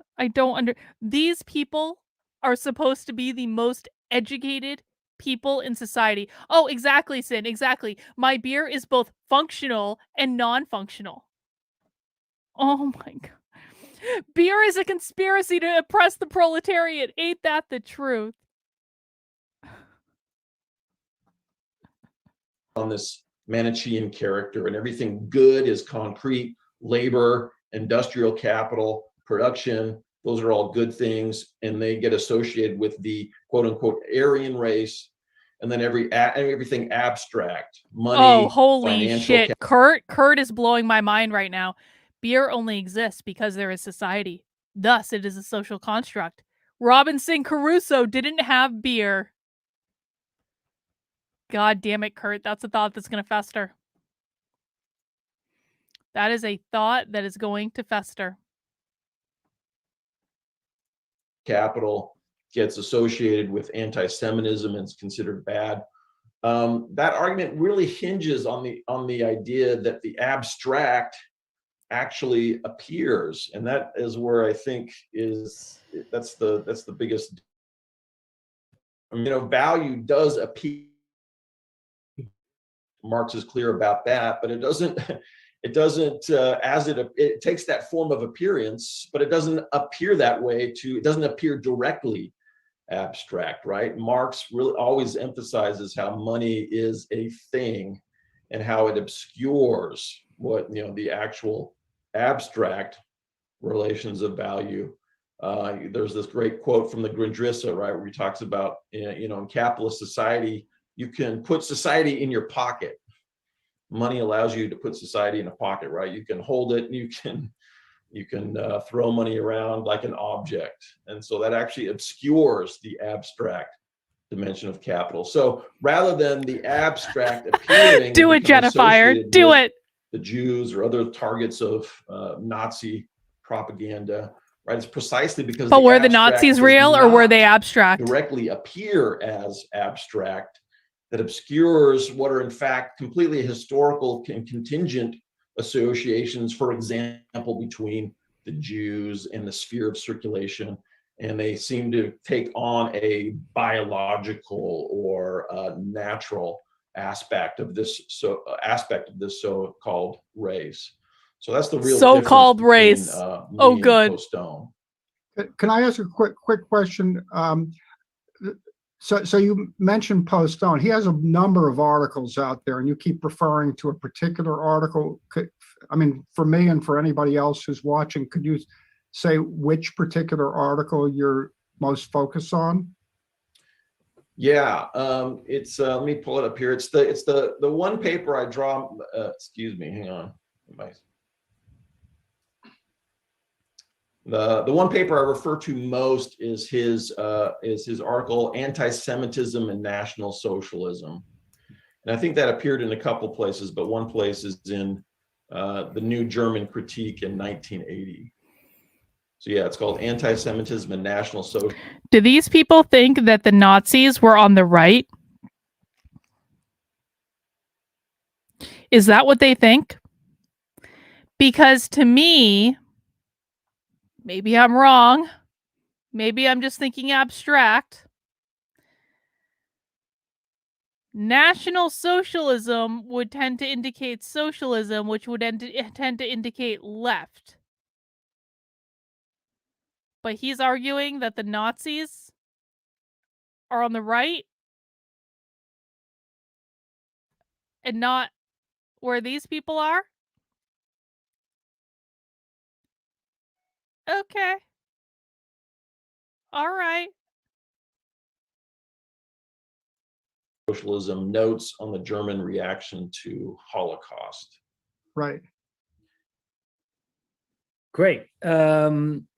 Thanks, guys. Thanks, Matt. I have a bit of a different question. And of course, if you want to respond to this ongoing conversation, that's also fine. But so you both try and sort of analyze Marx, how he looks at the relationship between race and capital. And he's obviously less reductive than the ways that people like to portray it. And this like ties to the kind of growing popularity of Cedric Robinson's work. So first I wanted to kind of hear what your thoughts were on his analysis of race and capital, specifically within Black Marxism. And then second, maybe some of your thoughts on its growing popularity. Black Marxism. Yeah, no, I have a lot to say about Cedric Robinson, Tell who, us. first of all, in the US, he's probably by far the most popular and looked to person in Black studies departments and among people in those areas, including by some people who were close friends of mine and who I think do good work. On the other hand, aside from his interest in maroon societies and certain historical things about Black culture and Black radicalism, I mean, it seems to me that he has many fundamental things wrong in his analysis.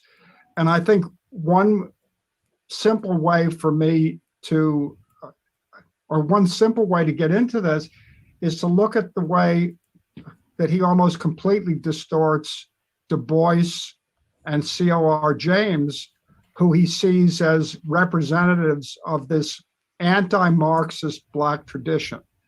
And having read pretty much everything by Du Bois and C.O.R. James carefully, and I have a lot of disagreements with C.O.R. James, but both of them, to the end of their days, considered themselves Marxists.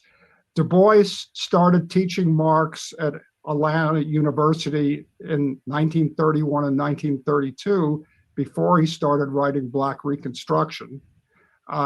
He taught, his syllabuses are available in archive, and he was as heavy duty as any of us in getting into this material. And he maintained this perspective along with his, as part of his Pan-Africanism, and to the end of his days. And his final FU to US imperialism when he was in Ghana was to join the Communist Party. Not something, and he did that for symbolic reasons. And of course, he left all I'm his sure he did. archives, Totally symbolic. as an executor to Herbert Apteker, another Marxist. Completely So the symbolic. idea that somehow he's a rejection of the Marxist tradition seems to me bizarre. And James, on the other hand, is 180 degrees orthogonal to Robinson in his analysis. And in fact, the main criticism often that Black radicals have had of James is that he's too sympathetic and too optimistic about white workers shedding their racist attitudes and joining with African Americans, and less attuned to the difficulties that has been historically. White workers shedding And their racist attitudes. So it seems to me, I don't know, Mao Zedong used to say, no investigation, no right to speak. I find He just quoted the Mao. analysis of James, and so I had some contact with James's group that had split from the Johnson Forest tendency in the Socialist Workers' Party, and their view had to do with the I don't know what it means. spontaneity I know it means of 90 degrees workers now, but and the ability of workers in struggle to spontaneously come fucking together. quoted Mao. So this is exactly the opposite of an independent anti-Marxist black radical tradition. So this is where I would start talking about Robinson's work. And I think when we begin there, he misconstrues certain things. And that's mostly where I would begin. Many of the people who adopt Robinson's work are more nationalist in their orientation. And so I don't see it particularly my role to dissect his whole work and orientation apart. But that's where I would start. So I don't know if that's enough for a start on Cedric Robinson, no? No, I think that's enough. I mean, I guess I guess to Black Marxism, there's a few. I completely agree, obviously, on his position on various Marxist thinkers and kind of presenting them as, I don't know, being supported by some kind of white left Marxist power structure that they're feeding into. But the second part is his analysis of the relationship between race and capitalism, and he's sort of tracing race to basically antiquity that's being reanimated in different, and almost it predetermines capitalism in some ways. And so in that it'd be interesting to see why the growing popularity of that as well. But Matt, if you want to respond, and then maybe Mike can come back. Yeah. It sounds like Mike knows a lot more than I do about Cedric Robinson. I've yet to read Robinson's book in all honesty, but I actually got it recently because this is what I want to do next, sort of do something about race in history, and I want to start with Robinson. So I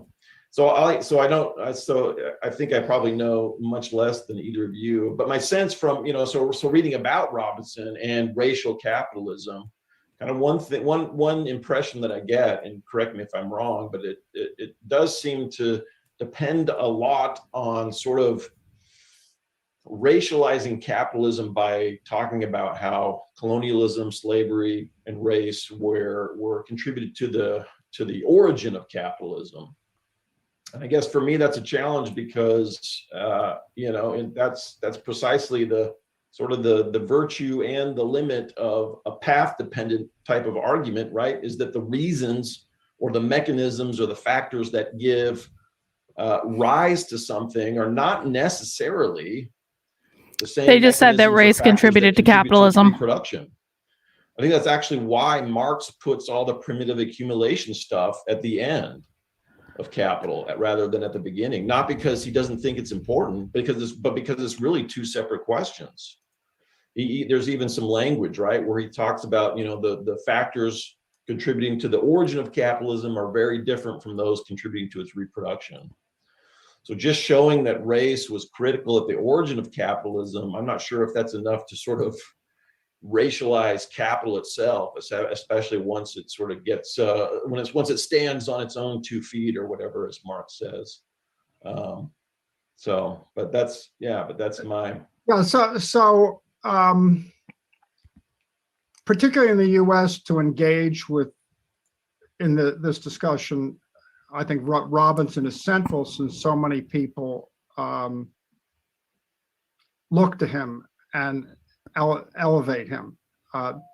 Robin Kelley, who I know quite well and whose work in general I like, has written numerous things, including more recent things about how great Robinson is. But I think in general, there's a tendency, and it's not just among Robinson, but among all sorts of people. I don't want to be cavalier about this, but it seems to me that they've never read Marx, and they think they understand Marx. So I thought You're not I don't cavalier at all, make a long Michael. list of people to trash, but Walter Johnson wrote an article. Oh, now they're shit talking each other. This is great. About how Marx was inadequate, and I read that, and I mean I've been reading Marx relatively carefully, including in German. Pretty much have read most everything, and none of this rings true to me about anything that I've read in Marx. There's a caricature out there.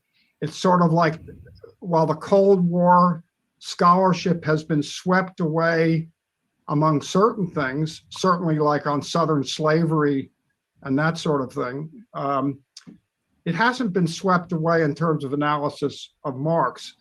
And so almost all these people who write about this seem to me to be not dealing with things. And that isn't to say that there aren't lacuna and issues that one has to figure out in Marx. And even, for example, looking at the Marxist tradition among people who I think the analysis of anti-Semitism. So Lenin, for example, who I think is right on most things, believed that What? in Western Europe, anti-Semitism was disappearing in cosmopolitan societies. Lenin, and who that I believe is right on anti-Semitism was most things. severe in Russia and in Eastern Europe, more backward societies. And that was the general view of Marxists, that it would fade away. And Trotsky, in a piece written later, like I think 1939 or 1940, says this was the view that we all had, and we were clearly wrong. We totally missed everything. Okay, so we have to rethink that question. But there are even people, so I mentioned this book on Hawaii, which I think is a must, and it's really been not had the attention it deserved. It's called Reworking Race, The Making of Hawaii's Interracial Labor Movement by Moon Key Jung, J-U-N-G. But he gets Marx all wrong too. But on the other hand, I think it's a great analysis and wonderful research on racial divisions and settler colonialism, racial divisions, mostly among non-white people in Hawaii. And that's another thing that has to be explained. It's while white supremacy is central, you have to look at other racial divisions among oppressed people. So, but even in that book, it seems to me that he hasn't read Marx very carefully. So I think that that's a general problem out there. I don't know how to remedy it. There's a lot of good material and a lot of very detailed stuff on Marx these days, particularly with people who've been involved in the mega project, the Marx Engels collected works that moved from the Soviet Union under Ryazanov to East Germany and is now centered in the Netherlands and in Germany. So there's a lot of good stuff that people have written, but it hasn't permeated the mainstream academic literature. And, you know, to me, it's almost like anti-vax people or something when I read this stuff. Where did this come from? So that's another thing. And I think that Cedric Robinson fails as someone who understands very much about Marx, which is not unrelated to his getting things wrong about Du Bois and C.L.R. James. Yes. Thanks, Mike. And yeah, on the Robin Kelly point, I think clearly he's read Marx. I mean, Hammer and Hoe, doesn't engage directly, I don't think, with Marx, but is an exceptional book. And then he turns around and his celebration of Robinson is a bit confusing. is a bit befuddling. I'm befuddled by it. So that's why I guess the question, I don't disagree, Mike, that people should be reading Marx more, but even people that clearly have engaged with Marx are doing things like this. So it's like, what explains this? But I guess for the last bit, I guess I have we have about 15-20 minutes. I wanted to ask that you guys maybe respond or return, or not respond, but have any thoughts, reflections that you want to add at the end. Matt, do you have anything that you want to add?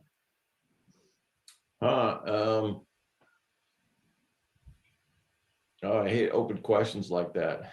Sorry, I just no, it's fine. I mean, I guess I can talk about so I kind of have mentioned 3 of the 4 parts of the paper now, right? I kind of do the sort of the analysis of reification and race. I show why that's necessary to sort of, fill in some of the gaps, I think, in previous analyses of Marx and race. I mentioned, right, and then a third part is this, where I engage with Postone and White and their analyses and show where I think they come up a little bit short, and then how my contribution can I agree. correct some of those shortcomings.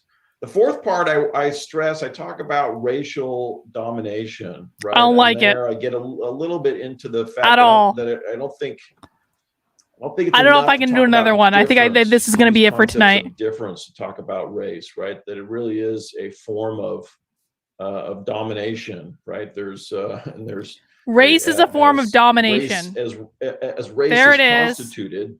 There right, it constitutes is. a dominating race and a dominated race. And That's 1669 project right there, my friends. And there it is. Race is domination. That's why when white people came to America, when formerly European people came to America, they proclaimed themselves white so that they could build up systems that would only support other white people so they could dominate all non-white people. Just said it. And I show how that kind of fits into sort of the immanent critique tradition of Marx and Hegel, and how it tries to have this critical and therefore, somewhat normative dimension, but without being kind of this, but not from a standpoint outside of capitalism, right? But from a standpoint of within capitalism. So that's all 4 parts of the paper right there. So do you have a paper that you can share with us, even if it's in rough form? Yeah, I don't have a web link I can share, but I'd happily send you a Word document, Mike. If you want to, I can probably find your email online, but if you want to share your email, I could send it. I can put it in the chat. Yeah, that'd be perfect. I have some questions that have been sent in. So from Mike V, can anyone provide a quick analysis on critical race theory and the political exploitation, weaponization of it to galvanize white people to the ballots last week to vote in Virginia? And the second question How is delightful! Mbili Zulu, I want to hear in them which talk ways about would you say critical Marx race provided theory like they clarity on know what race it that is is. exhaustive?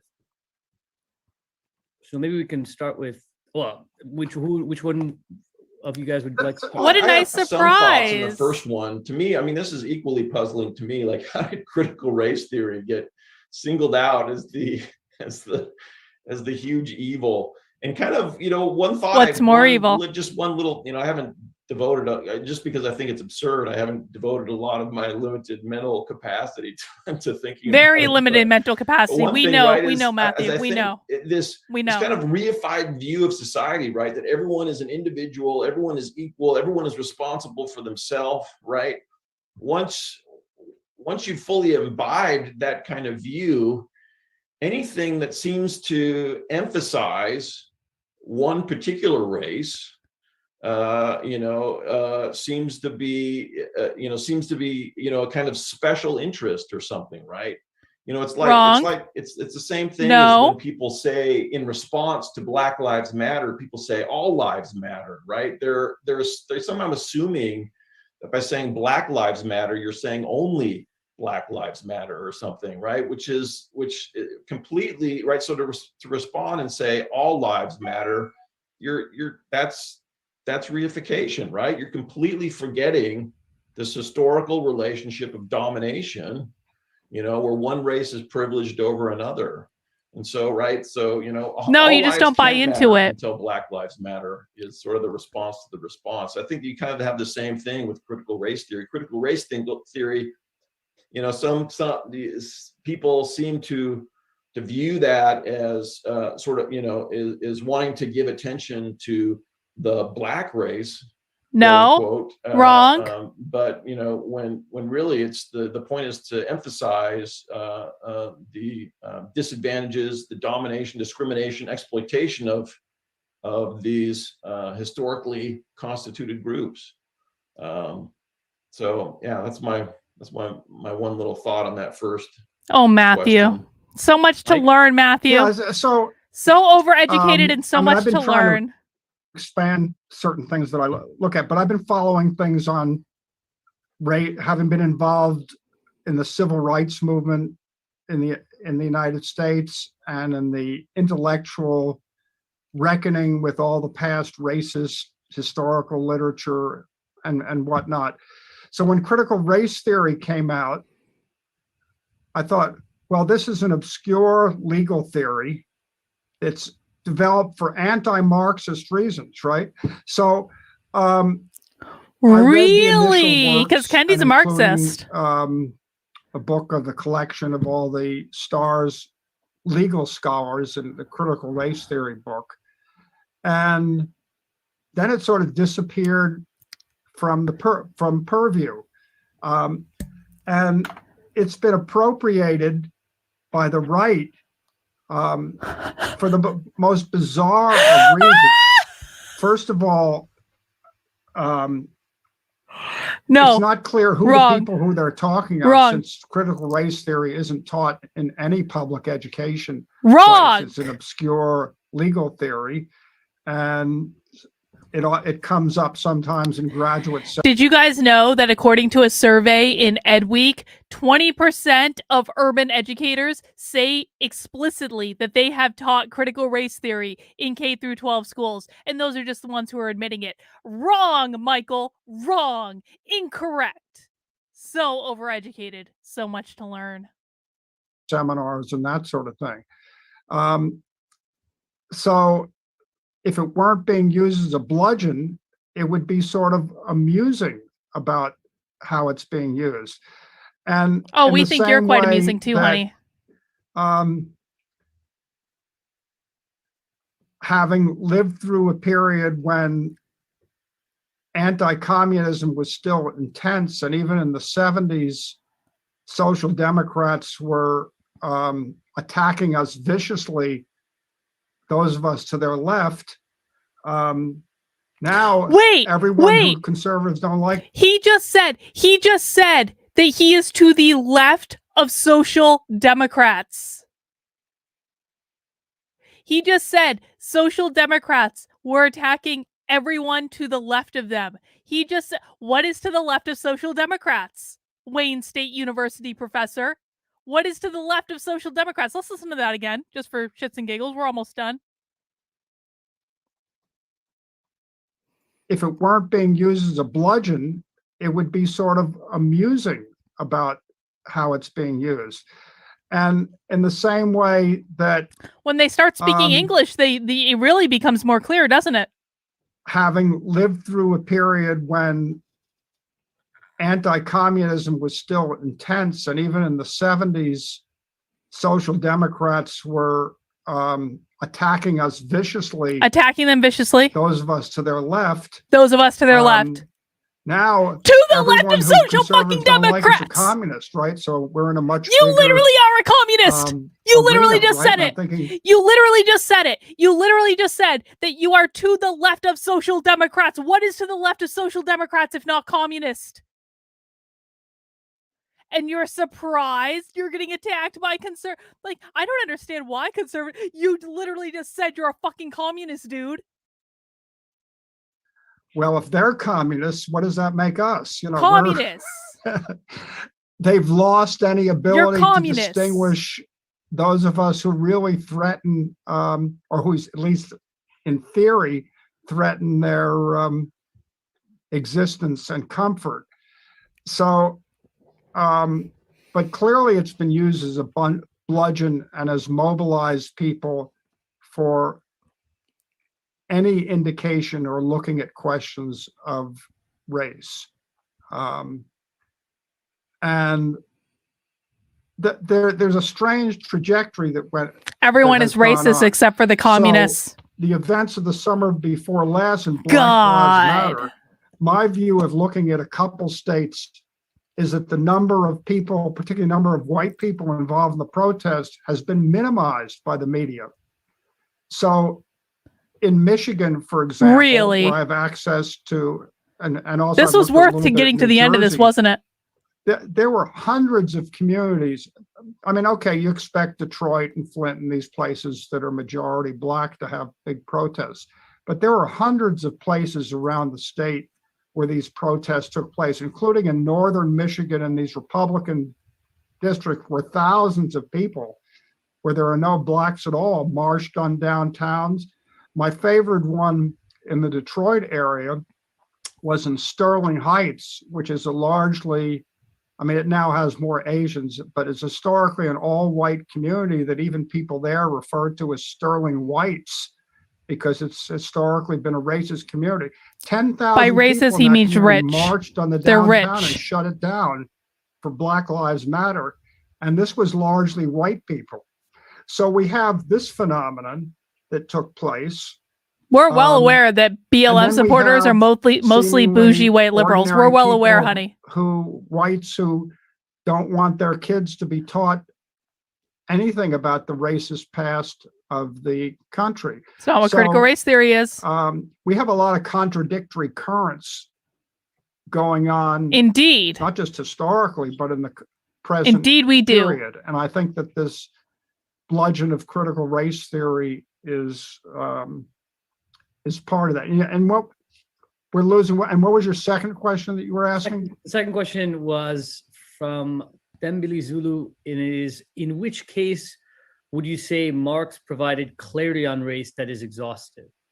Okay, I don't think there is any such place, but if you want to get a handle on some of these things, you should read the collection of articles by Marx and Engels on the Irish question, because that's the biggest place where the transformation of their views took place, and they talk about the racism of Anglo-British workers against the Irish. Marx's writings on the Civil War, which are in a couple different volumes, are more complicated, but I think I would tell somebody to start with Marx's writings on the Irish question. Let me just mention, so my original, since this is my background intellectually in looking at race and the concept of capital, was to take a more functionalist type of view, not in terms of dividing the working class, but looking at various strata of the working class. And as I tried to expand that and started reading things on anti-Semitism, it seemed to me, and the Holocaust, that didn't fit. So I think that if one is interested in those questions, Alex Kalinikos has a fascinating article on, I forget what it's called, but something like Marxism and the Holocaust, that I think is really excellent. Traverso's material, particularly looking at his book on the titles are escaping me, but in any case, Marxism and anti-Semitism, or Marxism and the Jewish question, whatever it's called, are really essential. And you have to take these divergent, you have to include all the divergent type of cases. You can't understand settler colonialism by just looking at the extermination policies in the Anglo colonies. You have to look at the whole broad, diverse array. You have to look at racial conflict, not just in terms of white supremacy, however central we believe that to be. You have to look at the conflict between the Hutus and the Tutsis. You have to look at a whole series of things. What are you going to learn about white supremacism from the conflict between the Hutus and the Tutsis? They were all black. Explanations, and this is where I think Matt and I have some overlap in terms of you have to have a theory that I watched Hotel Rwanda. They were all black. This diverse range of things, some of which don't seem to be primarily and easily functional for capitalism. Yeah, let me just jump in right there and add. You can't just throw around terms and say white supremacy when everyone is black. I don't think there really is anything from a really worked out theoretical point of view from Marx where he's exhaustive about race, right? It's sort of up to us to to provide that, I think, but then to go to also to respond to what Mike is saying right here too. If you look at that article by Hilton White that I mentioned. So Jennifer is saying that it didn't matter if they were all black because they practiced capitalism because they sold things to the white imperialists. Is that what I'm hearing? Like, just because they were as black can be because they were both like tribes in Africa, they were white supremacists because they sold to the white man and practiced capitalism. Got it. Where he builds on Postone, he really actually does a really nice job of showing how the commodity form can both explain anti-Semitism and anti-Black racism, which are very different things, right? So it's not just there's not just one theory of race, right? Race gets constructed in lots of different ways in lots of different places, and race is reification. White actually does despite some of my other differences with White, he actually does a good job of drawing on using Fanon. We're using quite a bit of Fanon. This is right. Which is also this is correct. A nice move to be able to integrate Fanon into the kind of Postone analysis. He really gets at the differences between anti-Semitism and anti-Black racism, which is really interesting to me. Yeah, most of the books on this subject, I don't think are things that I would recommend or assign in a class or anything like that. But there are some good things out there, some of which haven't gotten their due. So I think Oliver Cox's book, Caste, Class, and Race, really has a lot of important and in-depth material that's worth thinking about. But there's no, in terms of what to read, there's no easy answer in terms of Marx on this question. There may be no easy answer to the questions in general at this point, that the things are the question. I mean, in one sense, it's simple, certainly in terms of moral issues and in terms of solidaristic issues, but in terms of analysis, there's a lot of complexities that exist. Thank you very much to both of the speakers. I think we might have to end it there. Lots to read, no easy answers. Continue to come to HM, maybe even subscribe to the journal. We will be having, on the question of race and capital, a special issue coming out next year. We don't know exactly when. And it should be quite exciting. There's some great pieces in there. And or will be in there when they go through the process, hopefully. So we'll end it there. Thank you so much to our speakers, our panelists, and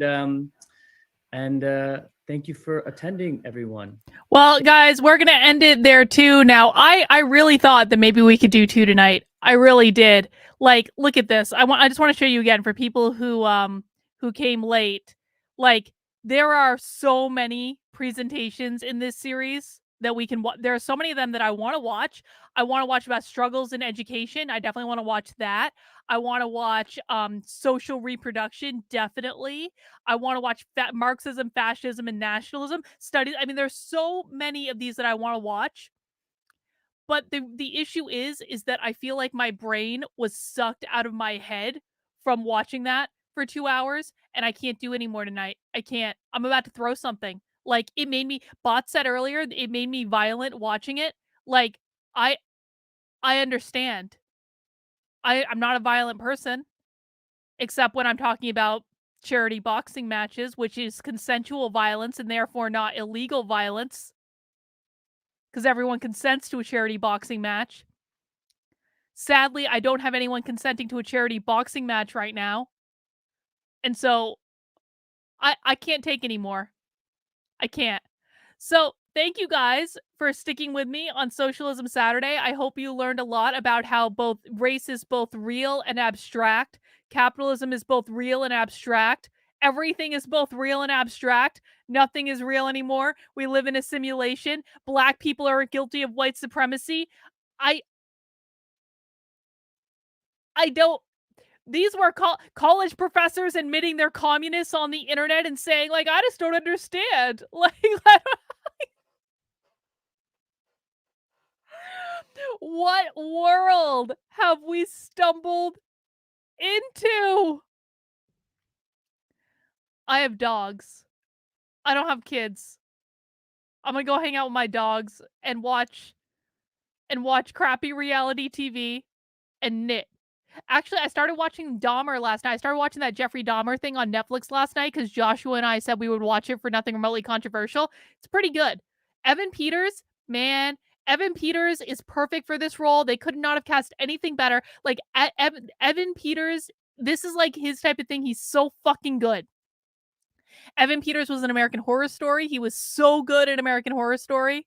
I haven't watched American Horror Story recently because it kind of sucks now. American Horror Story used to be real good though, but like Evan Peters in this, man, watch Dahmer, like the Dahmer thing on Netflix. Good. All right, guys, that's all I have for tonight. Please mount your like button on the way out the door. And as a reminder, we will be doing the Communist Manifesto for Book Club on October 22nd. In order to get access to the book club, you do have to become a supporter of my work. You can do that by heading over to activelyunwoke.com/support or by clicking that support button in the top right there. You can join on Patreon. You can join on Locals. You can join on Substack. Or you can make a donation to my Indiegogo campaign. The information is in the description below. All of those will get you access to the book club on the 22nd. I'm going to go drink some more now. Thank you all for spending some time with me and torturing yourselves. I appreciate every single one of you. And we'll see you soon. Bye. Good night, guys.